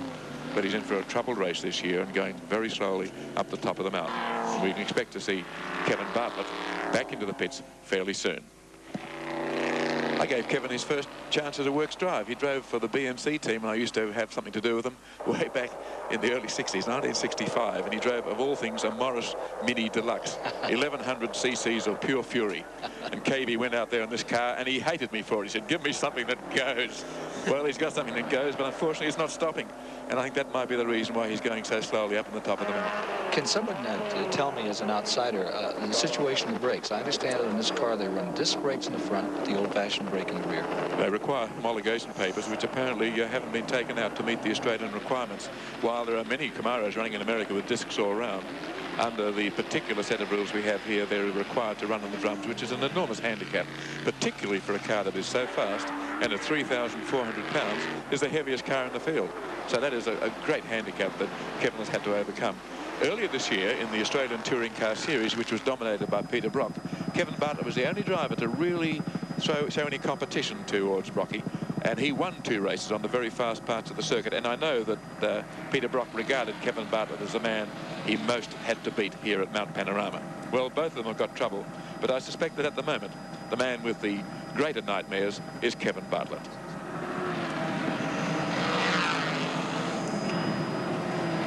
There's our chopper shot as we pan across the top of the mountain down onto Breville Conrod straightaway. The long straightaways in this place really intrigue me, and what I'm really impressed by is the runoff area that has been developed on either end when people have trouble. At Long Beach, California, the Grand Prix, this year, and that hairpin turn where Regazzoni was hurt, there just wasn't enough room. That situation I don't think would happen here. There is room to get yourself under control and do something. True. Incidentally, we learned last week that Regazzoni is on the mend. They thought he might be paralyzed from the waist down for life, and he's beginning to move his toes, and things are coming better, and that's such good news to hear. Looks like Murray Carter has another axle going back in. Murray's one of the all-time fall favourites. Chris Economaki is in the pit area at the moment, and Dick Johnson will be moving across there to join him in about another minute, and we'll be crossing down to get that shortly. At the moment, we're just covering the Murray Carter car. While we watch the action there, I might just run through the leading 6 as of lap 34. Allan Moffat, Breville Falcon Commodore in front. In car 25, Johnny Harvey in the Marlborough Holden Dealer Team car in second spot. Then it's car number 4, which is Peter Janson, the merry madcap of motorsport, as he calls himself, in the Cadbury Schweppes car. And then car 16 is running in 4th place, which is... I can only find my place, I can tell you. Gary Rogers. And there's Dick Johnson down in the pits, and this is the man that I want to hear from. So it's over to you, Chris Economaki. Well, thank you. I'm sitting here with a gentleman who has had perhaps one of the more unfortunate experiences in motor racing. First of all, Dick, are you all right physically? How hard a shot did you take in the crash? Yeah, well, thanks to the safety equipment that's in the car, that there's no physical injury whatsoever. Leading the race and things going your way, and the story is that someone decided to throw a boulder over the track and in your path. Is that a correct report? Well, it was just as you crest the hill coming out of Forest Elbow, not Forest Elbow, out of the cutting, there was a rock. It was the size of at least an overnight bag, and it was right on line, and you cannot see it until you crest the hill. And unfortunately, I tried to avoid the rock, but because of these complete and utter irresponsible bloody morons. I agree with you, totally. That we have up there, I can honestly say that I will never ever race at Bathurst again until such time as they have a 20-foot high wire fence. The entire spectator areas are completely wired off from the track, because that is just so dangerous. I just couldn't believe my bloody eyes with these galoots up there that just throw boulders. Like, it was enormous. It was enormous. It probably took more than one person to pick it up. Well, I hit it with the left front tyre and the left rear tyre, and it just shattered the wheels, the tyres, the lot. Terrible thing. Dick, that your operation, we've been told, is the private operation. What did that crash cost you in dollars and cents? Well, unless I can get $40,000 to rebuild the car, you've lost me, because I've just had a gutful of the whole bloody operation, because it is just so bad in respect to spectators here, that they get paralytically drunk, and they're paralytically drunk before 10 o'clock in the morning, and it's just, it ruins the whole race. We went out there, and I ran the race for as long as I was in it, to a plan where I would run 22s, which we ran for the first 10 laps or so, and then we would sort of button off the pace. We broke the opposition, absolutely demoralised them, and we could have buttoned off and run around 25s so easily. The car was doing it so easy, everything was magnificent. And I owe a hell of a lot to all the boys in the crew, to all our sponsors from Palmer Tube Mills and Kilruss Paints, Brian Burt Ford, and the Bank of Queensland, and all those people in Queensland who support us. I really thank them very much, but believe me, I feel very, very disappointed for them. Dick Johnson, Dick, just if I can interrupt, it's Mike Raymond in the commentary panel. Dick, the switchboards at all the 7 stations across Australia are jammed of people who are so upset about what has happened. And they, believe it or not, ringing and just genuinely pledging money to help you. Now, this has happened in the last half hour. Everyone knows what has happened to you. We want you to understand that everyone admires what you've done so far in your qualifying efforts yesterday, and also this morning in leading the race, and we'll keep you informed. I know the viewers across Australia are absolutely shattered by what has happened, the same as you are shattered. We all feel the same. Probably not a motor racing supporter who threw that, probably some idiot that just came in to cause a disturbance. So take time out, and we'll keep you informed what happens, Dick. Thank you very much, Mike. You've been in racing a long time. Have you ever been so emotionally let down as you were? I saw you get out of the truck there. I can see you were touched right to the core. It had to be an emotional shock, more than the physical one. Is anything like that ever happened in racing before? Never, because, you know, this was our big shot. We had stuck every single bulb into this. Okay, and how long do you think it'll take you to get over it? For the rest of your life, I would imagine. Oh, believe me, I'll be back. But, boy, geez, I won't be back here until I get that fence up, I tell you. Okay, that's it from Dick Johnson, a man crashed out of the lead because a spectator, or spectators plural, decided to throw huge rocks on the course. A terrible tragedy, really. Back to the tower. Thank you. Thank you very much indeed. And Thanks a lot. Obviously an upset Dick Johnson. While Chris O'Connor-Mackie was speaking to him, we had two of the leaders in the pit. Alan Grice has come in. John Harvey has been in and out, so the two leading cars have made scheduled pit stops. And the driver leading the 3-litre class, Colin Bond, in the Marston Holmes Capri, running 12th outright with a insect spattered windscreen, as you could see there in that brief shot as he came down right on the tail of the Dick Barber Camaro, I think it is. Or maybe it's Ron Dixon. A bit hard to pick up the number there, but it's Colin Bond, who promised to have a really tigerish race here today. The man who won in 1969 enjoys his motor racing more than most people, and he's been running a good steady race there and is clearing out with the class, leading from Peter Hopwood, the man we saw involved in such a dice with Peter Williamson a little while ago in the Fury Ford car for Trend Windows.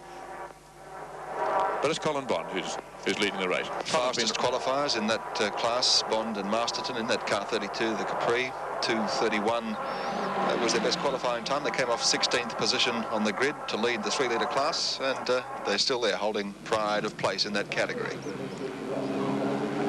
Johnny Harvey in and out of the pitch without losing second place. Alan Grice. That's not a bad trick, is it, to get in and out without losing your spot? Colin Bond, you know, has been running for a long time. He had his first race at Bathurst in the very last of the Armstrong 500s back in 1965 when he drove, of all things, a Bullet. Let's meet the man himself. We're following at the wheel, Colin Bond. We'll do that later on today. But he's quite a character. As I said, he enjoys racing, and he's been here so often, and not always with the greatest of success. He won back in 1969 when he drove with Tony Roberts and won in a Monaro, and then he's been trying ever since to emulate that. He came very close in 1977 when he staged that 1-2 finish with Allan Moffat and could, of course, won the race, but decided that the race more fittingly belonged to his team leader, Allan Moffat. And people remember him, I think, with great respect for the way he sat back and gave such a magnificent spectacle to people across the country as that dynamic finish by the Falcons back in 77. He crashed in 1972 in the wet, and he's had his ups and downs. But he's got the class in his grasp at the moment. He's up there with some of the faster cars and about to lap one of the Escorts. It's the first time I can recall since his Bullet days back in 1965 and 1966 that Colin really hasn't been in a chance with a chance of outright success. Well, one of the most popular men in motor racing. Let Colin Bond speak for himself. This year we're driving a 3-litre Capri for the Marston Holmes, and it's a class car. Now, every other year I've been to Bathurst, we've been here with a V8, attempting to win the race again. And usually with a few dramas, you know, we've always had them blow up on us or gearbox problems. But I feel this year with the 3-litre car, it's a very reliable motor car. You can get in the cars, drive them flat out for the whole length of the race. The brakes are big enough, the tyres and wheels and all that type of thing. In relationship to the V8s, it's a far lighter motor car. So our plan is to get in the car and drive them flat out. You know, occasionally you see a V8 go past you on the straightaway, and there and hold, it's back in the pits, stopped again. So all I can say is this year, the race, for where we're concerned, is very interesting. We hope to win our class. The car's been performing well all weekend. It's very quick, and we'll see what happens at the finish. That was Colin Bond. In fact, while Colin and Steve Masterton are leading that class in the car 32 Capri, the first 1, 2, 3, 4, 5 placings in that class are held by Capris. They're all on the same lap. Bond and Masterton are followed by Seaton and Smith, then Stewart and Warner, Hopwood and Bailey, Nelson and Farrell, all in Capris in that 3-litre class. And very interestingly too, Gary Wilkinson, they're running outright 12th, 13th, 14th and 15th. And 16th is Peter Williamson in the 2-litre class. So we've got a real mixture of small cars way up there in the top 16. So it's not just a battle for outright here with the Grices and the Morrises and the rest. It's in the smaller classes too that we're going to get plenty of action as the day continues here at Mount Panorama in the Hardie-Ferodo 1000.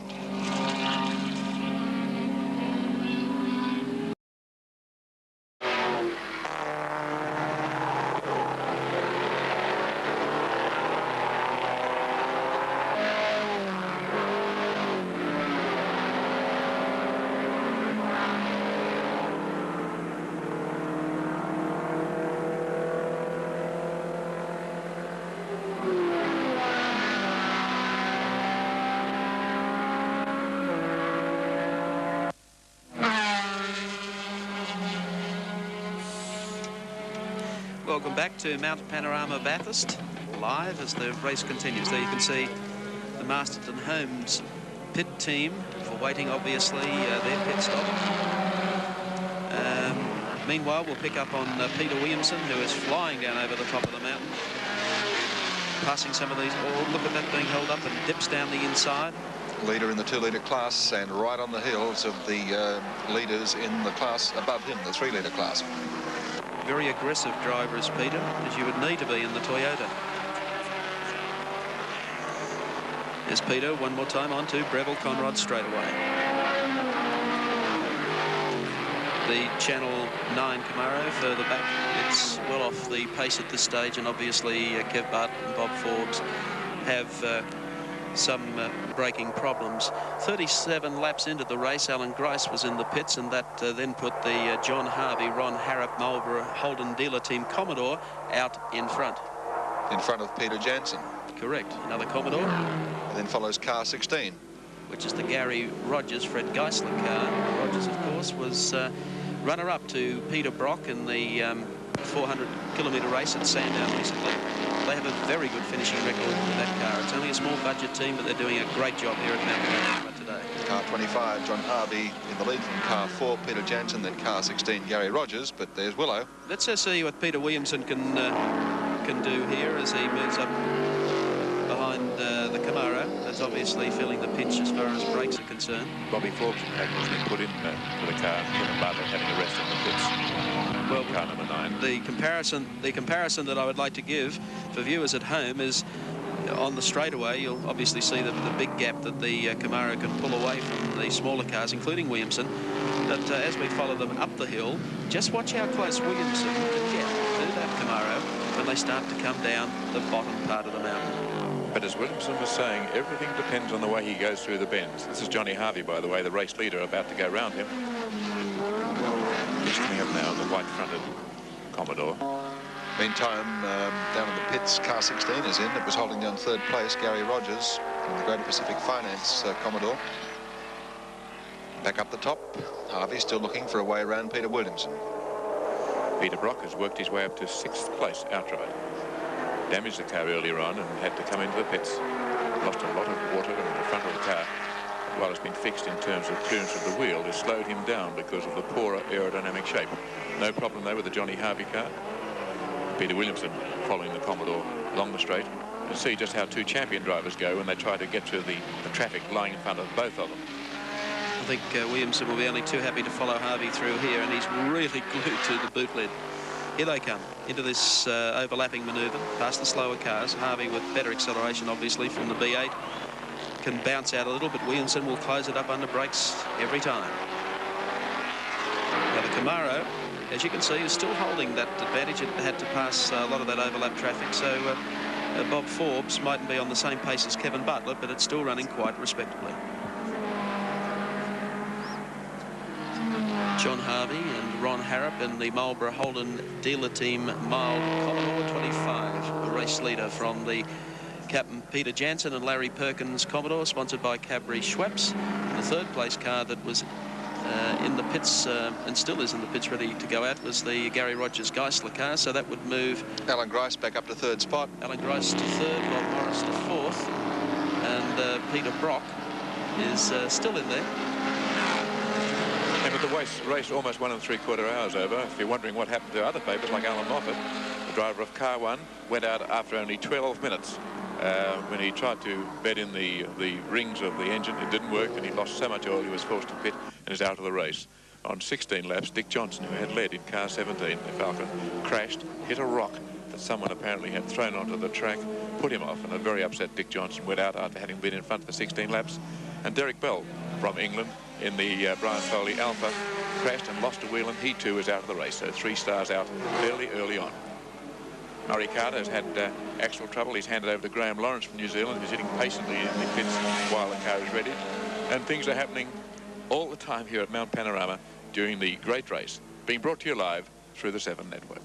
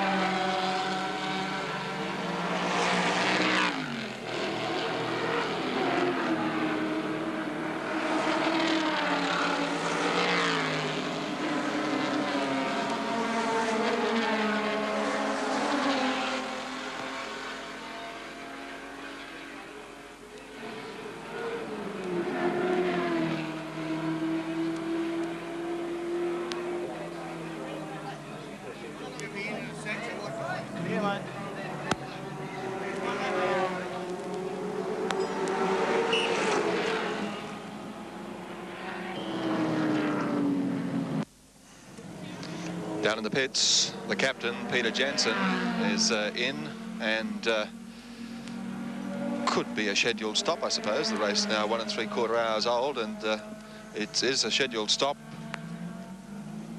See Larry Perkins there just doing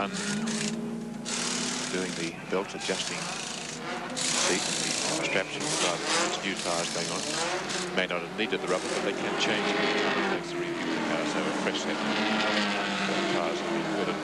They were holding down 3rd spot as they came in to this pit stop behind car 25, the Marlborough Holden Dealer Team Commodore of John Harvey, and car 6, the Craven Mild Commodore of Alan Grice.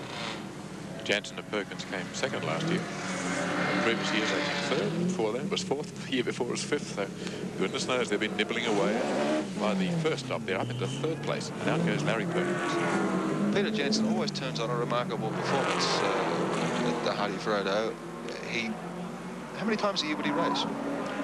Not very often. He ran Sandown. That's right. He likes to run the big races, but he's a gentleman who indulges in such pursuits as riding to the hounds in Ireland and various other things, which we can speculate. But he doesn't do a great deal of racing.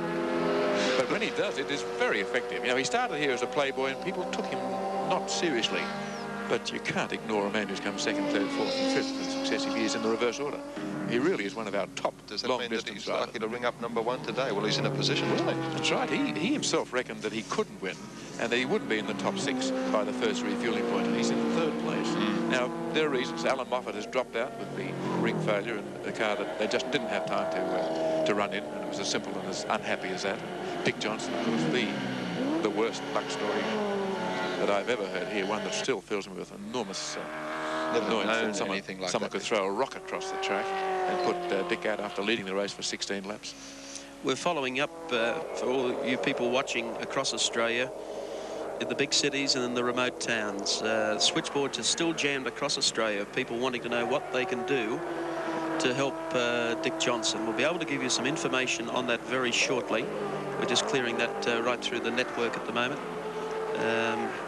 But of course, the sad case of Dick Johnson, as you saw, leading the race as a privateer, doing a great job, had already established a big break over the dealer team cars and the other chances in the race, only to have a spectator throw a large rock over, which hit the car, sent it out of control, smashed it and put it out of the race. Well, as you heard Dick Johnson himself say, he gambled his whole motor racing career and a very large slice of his life on this one race today. Every last cent that he had was invested in that car. And something like that. Unbelievable. Larry Perkins at the wheel of the car. He's worth watching down through the dipper. He lifts that inside wheel higher than any other driver. A very exuberant person, Larry. Has run in Formula 1. A very talented driver from a famous family in Cowangi in Western Victoria. His father was a noted rally driver, won 2 of the old Noble Gas trials, as they were called, back in the late 50s. Larry and his brothers have all gone motor racing. Larry looked to have the greatest chances of success. Just had a message from the pits that Colin Bond is out of fuel and is sort of rolling down Conrod and will be coming into the pits. Well, we'll keep our eye for Colin Bond as we I think he's coming in now. Larry Perkins around the track. He had the misfortune to arrive on the Formula 1 scene in time to be invited to drive for BRM, which in the state that BRM was in those years was the kiss of death. In the meantime, here's Colin Bond, who's got into the pits. Changing over, Steve Marston, Rookie of the Year 2 years ago, and one of the real fine Australian motor racing, about to take over. Colin Bond approaching the veteran class now. Almost showing a fatherly interest in the way that Steve goes. Fuel change going in. There's an old saying about Bathurst: you don't win on the track, you lose races in the pits. And a slick bit of pit work, such as the Marston team seem to be displaying here, can well and truly give the driver victory. These people, of course, are out for a class victory. There are 4 races in one here, and they'd like to come home leaders in the 3-litre class. We should mention at this time that there is a handicap section, the index of performance, by which a very complicated formula, all the classes can be compared, and overall best performance can be judged. And at the moment, it's the 2-litre car, 44, the Peter Williamson Celica, that is leading the index of performance from car 37, the Capri of Hopwood and Daly. fact, after the Celica, the Capris pretty well dominate that index of performance. They've got the next 1, 2, 3, 4, 5, 6 positions. Yes, the Capris really going well this year. Their lap times generally about 5 seconds better than the past. In fact, some of their rivals have been glancing under the bonnets to see what they've done to them. But all the drivers will say is we've just refined a few things. And as the index is determined upon performance in previous years, the fact that as a group they've got so much faster has lifted them right up into calculations, being headed at the moment only by the Peter Williamson Toyota. Okay, in the pits with an update and some interesting information is Chris Economaki. Take it away, Chris. Well, down here in the pits, there's a significant development. For those fans who came great distances to see Allan Moffat race, they may get to see him race some more today. He's standing with his helmet and his gloves in his hand, hoping to be called upon by, of all people, Bob Morris, the number 7 Breville pit. He says he's been ordered to stand by to possibly take over that car before today's Hardie 1000 is over. So we may well see Allan Moffat get in that car, and who knows if he may share it in victory lane again. That's the story for the pits right now. Thank you, Chris Economaki. Well, that would be interesting. Under the rules, it is possible to substitute another driver. And Allan Moffat will be a great substitute driver. Bill O'Brien was the man who was going to share the wheel behind Bob Morris. And O'Brien hasn't had the experience of Morris, and he certainly hasn't had the experience, particularly in Fords, of Allan Moffat. So maybe there are some moves there in the 7 Breville pit to get the man who is such a star here at Bathurst. People either love him or hate him in about equal proportions, but no one ever denies that Allan Moffat is a master driver, particularly in the wheel of Fords. And if he does get into the Bobby Morris car, that I think will add just a little bit extra edge to the threat that Morris is still imposing on the race. He's back a bit, having gone into the pits in an unscheduled stop a little earlier on, but still well and truly in a position from which he can challenge. He's running in 4th place. He's just behind Peter Brock, who now has brought his car into 3rd spot. The leader is John Harvey. 2nd place is Alan Grice. And then Peter Brock, so he has 3 Commodores leading the race, with Bobby Morris then in car number 7 in 4th place. Gary Cook into the pits, helping Warwick Brown to take over for the spell. Warwick Brown, a man who honed his talents in single-seaters. Hasn't done a great deal of touring car racing, although he has been here at Bathurst before, but brings an enormous amount of experience in motor racing generally to the Citizen team. Gary. Uh-oh, trouble with the Masterton car, and it looks like it's parked, has it, with a flat tyre? Oh, he wouldn't have stopped if he had a flat tyre. I think he'd try and go around and just see what's going to happen. Which of the two is it, though? I don't think it's Masterton. Not 32, it's not Masterton. It's the 2nd car, probably Bruce Stewart, who was sharing that car with Cam Warner, and it's car 31, then the 2nd of the Masterton home entries. And whatever the trouble is down on that side of the car. You can see him there, so that still leaves Masterton himself, who is sharing the wheel of car 32 with Colin Bond out on the track and in the lead in the class. They're running his team waiting there, wondering where he is. You can see Cam Warner walking around saying, where is he? They were running in 14th place and 3rd in the class, so they were doing well. But he's parked out on the track, and I think the message will come through from the monitors along pit row that his car isn't going to come in. Now, there's a confused driver saying, where is he? They were originally in this team going to run just 1 entry. They had 2 cars, and they were going to find which was the better. But they decided to put them both in, Bruce Stewart and Cam Warner, driving the car, but the car itself is now parked out. And there's a picture of a crew who've lost something and don't know where to find it. And now the message is coming from those, as Colin Bond's wife, Robin, who's been watching the television and saying, I just saw it on the 7 screen and it's parked up on top of the mountain. I don't know what's wrong, but it ain't coming home. Well, there's the other car, of course, the lead car for the Masterton Homes Capri team coming down through the mountain. Car that's driven today by Colin Bond and Steve Masterton. Terry Wade in pursuit in the Dolomite that spent so much time early in the pits. He was about the first visitor, got the car going again.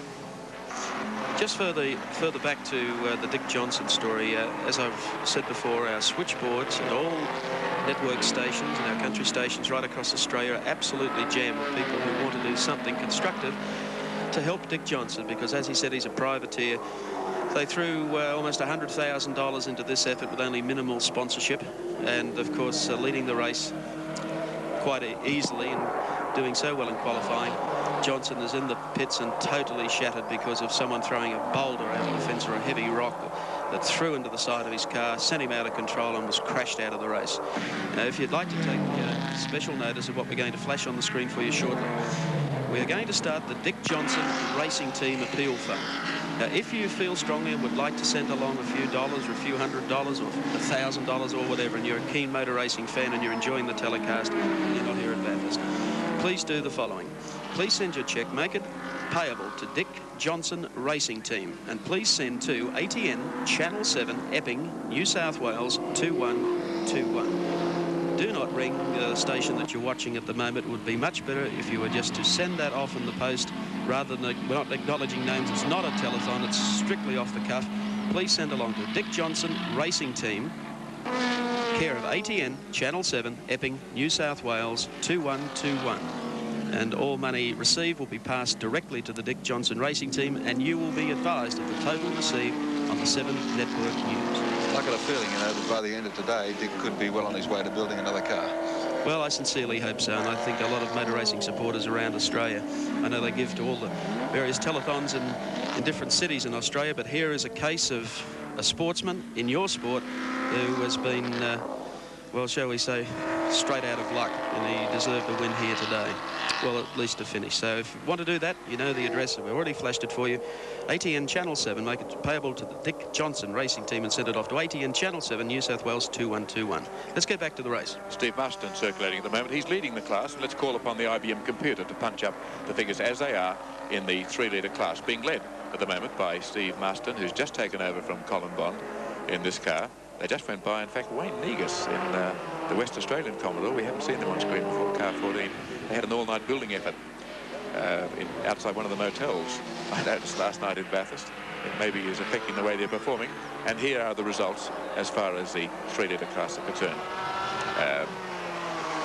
Now, the pit stops have taken place, which puts Barry Seaton in front. Now, he hasn't stopped yet, but he must still make one more stop, which should even things up a little bit as his other cars start coming into the pits to refuel and maybe change tyres. But that's the way they're running. In 5th place, car 31 is out on the track, so we can start forgetting them, I think, the second of the car, the 3-litre Commodore of Scotty Taylor from down at Wodonga, running in 5th place in the class, an experimental running this year on Scotty's behalf to see just how a smaller car would go. And there's Steve Marston leading the 3-litre class way up in the field in an outright position. And while there's a very heavy rate of attrition among some of the bigger cars, it's equally strong among some of the smaller ones as well. It really has been a race of damage and trouble very early in the piece. While the laps are ticking up, so is the money for those people that are leading or have led the race at various stages so far, because the Coca-Cola bottlers have been putting up $50 per lap for the outright leader on each of the first 80 laps. And I think there've been a few leaders. It'll be pretty difficult to work out just who's collected what so far.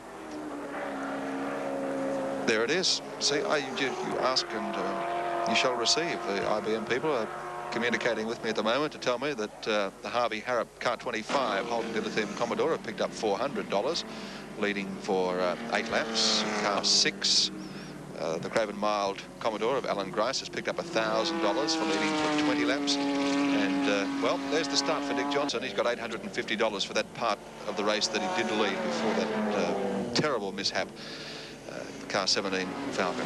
And the Marston car just passes the collection vehicle, which is on its way to pick up his teammate. Somebody playing sandcastles. I don't know what they're going to do with that one, because you'll need to have a very unusual sort of car to get in there. Gerald Kay in the Dolomite has bogged it in the sand trap down at the bottom of the field. Now, it's a nice safety feature, but it's very hard to get out, because the purpose of the sand is to slow the cars down and stop them having a really serious accident, but there's no way in the world he can drive it out of there. The driver has taken his helmet off. Kay obviously he's going to wait for a tow to get him out. Whether the car is mobile or whether he has further damage, we don't know. But the Jag parts entry, and at the moment he doesn't need parts, he needs sand mats to get it out of there.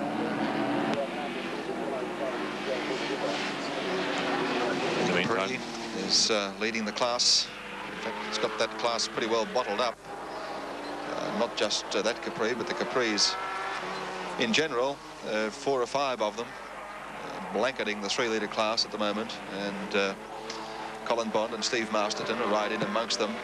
It's the Seaton Capri that's leading the 3-litre class at the moment, but he's going to have to come in for a pit stop very shortly. Quite a dice going on for the lead, Gary.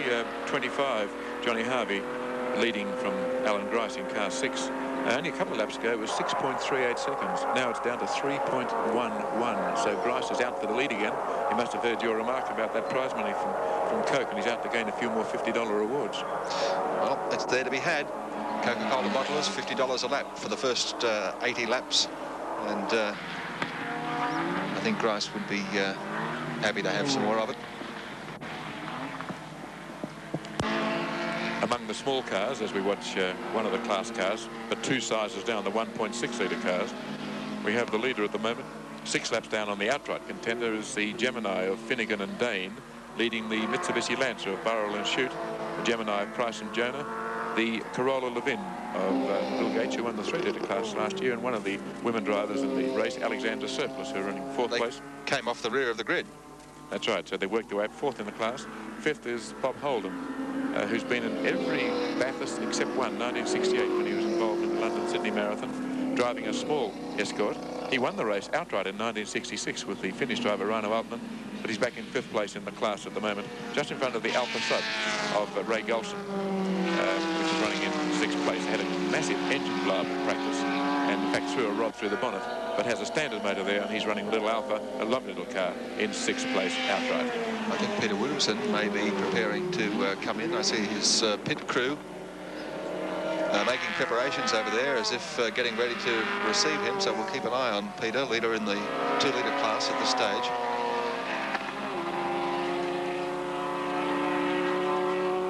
There we just saw the little Corolla Levin, which Alexandra Surplus will be driving, the little yellow car, just herring round there after Marston and losing out to the faster car.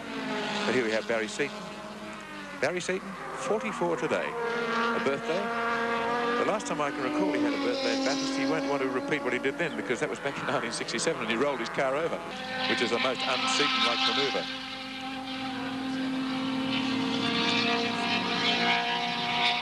Barry Seaton, though, running 2nd in the class for 2-litre cars.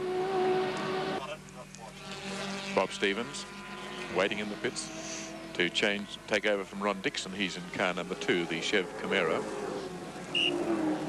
Bob Stevens, who helped in the preparation of the car, been an exponent of sports sedan cars. And we're back in with Peter Williamson, who's heading down the straight, and we think he's about to go in the pits.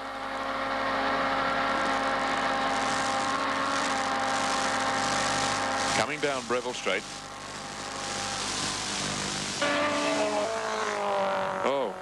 Oh, no, it's just we're towing the... It's a 31 car, the Marston, yes. 31 car. The Stewart car up. I thought for a minute we'd lost car 32, but he's been parked there, a different angle and being hauled in. Peter Williamson not going in the pits this time, although his crew are obviously ready and waiting. At the top of the circuit, one of the recovery cars with a winch fitted to the top, as you can see. ARDC officials, 700 in all around the track. Joe Moore taking over from King George Tavern car. Oh, a very wide manoeuvre there. It looked like Peter Brock. We just saw the tail end of the car coming around the top of the mountain. Barry Seaton going down the hill. Just listening on the two-way, the pits are calling in Peter Williamson on the next lap. Yes, I see Mike Quinn helmeted up and all ready to go, so there's obviously going to be a tyre change, refuel and driver change in the Williamson Celica. The leading 3 at the moment outright. Johnny Harvey in car 25, Alan Grice in car 6, and Peter Brock, who's worked his way up into 3rd place. Only 3 seconds now between the leading 2 cars. Quite a cluster of talent at the moment in that little group we saw going down the straight. So Alan Grice continues to close slowly but surely on John Harvey, and there's quite a battle developing there for the outright lead in the 1980 Hardie-Ferodo 1000 at the moment. With the pit stops, Barry Seaton leading the 3-litre class. When he comes in, a little hard to say. You can see the Peter Brock car with the damaged left-hand wing just leading Johnny Harvey. He's got by him. He's got by Alan Grice. Harvey just in front of Grice. Now it's as close as that. Grice is right on Harvey's tail. This is a battle for the lead. Now Brock is 1 lap behind them, although he's got by them again. He has to unlap himself, and he'll be back in action. And it's Grice who's got through, and Grice goes back in the lead. And John Harvey says, I'm not too happy about that. He knows of the awards, the $50 per lap. It all adds up to a fairly substantial amount. These are in the Coke laps, the first 80 laps of the race. And Alan Grice, who led for 20 laps earlier in the event, and now has Bobby Forbes, who has the Camaro going very hard up the straight. Maybe he hasn't got to worry about brakes uphill, and he's really putting the foot down and getting among John Harvey and Alan Grice, and that's a threesome to watch. And just in front of them is Peter Brock. Okay, we can see the cars coming up the top of the hill. Chris Economaki is in the pits and ready for a cross. Are you ready, Chris? Sure am, Mike. First of all, I just had a chat with Dick Barber, who's turned that Ron Dixon Pepsi Amco Camaro over to Sam Posey, the fellow American. He said he broke his fuel pump belt the lap before his pit stop, so it really wasn't too bad. He said the track is littered with what he calls junk. The Australian word is rubbish. He said that consists of a lot of parts from cars that have had accidents, as well as the rocks. He said it's quite bad at the top of the circuit.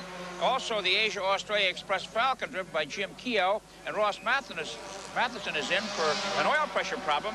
And perhaps Evan can check the entry list. We've been losing our Falcons one by one. This race may go to the Commodores by default. And that's it from the pits now. Well, in the pits at the moment, we have Peter Williamson. In fact, we rode in with him, Chris. We've got a great view of his open bonnet at the moment, and just in the rear vision mirror, we can see Peter working at the seat belts to get out, and Mike Quinn will take over and take out the car that is leading the 2-litre class. The bonnet checked, everything okay with the double overhead cam motor, which has taken him to so many victories in class races over the last couple of years. And Mick Quinn in the car now. Why, gee, that was a quick stop, a quick change. Willow's out.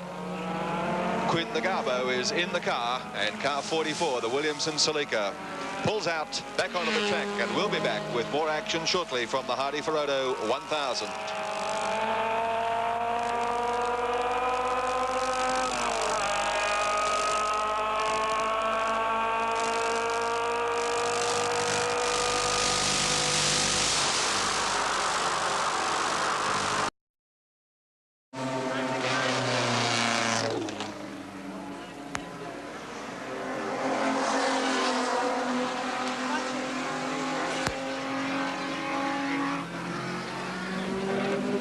That's a steaming disc brake you're looking at, the rear end of a Falcon, I'd say, by the leaf spring. Murray Carter is in the pits, and it's Murray Carter and Graham Lawrence at the wheel. Chris Economaki was asking me what the situation regarding Falcons is. The IBM computer, as we hone in on the engine of the Murray Carter Falcon, is that really only one car is out there in contention, and that's doing pretty well. That's the Bob Morris and Bill O'Brien Falcon number 7, running in 4th position with 50 laps covered. But from there on, it gets a pretty sorry sort of story. The Falcon of Moore and Gibson, Freddie Gibson, 3 laps down with 46 covered. And then car 22, Keogh and Matheson, who've been in the pits but are 13 laps behind the leader. Then Murray Carter, who's now dropped 19 laps, is in 4th among the Falcons. And then Gary Wilmington has dropped down with 20.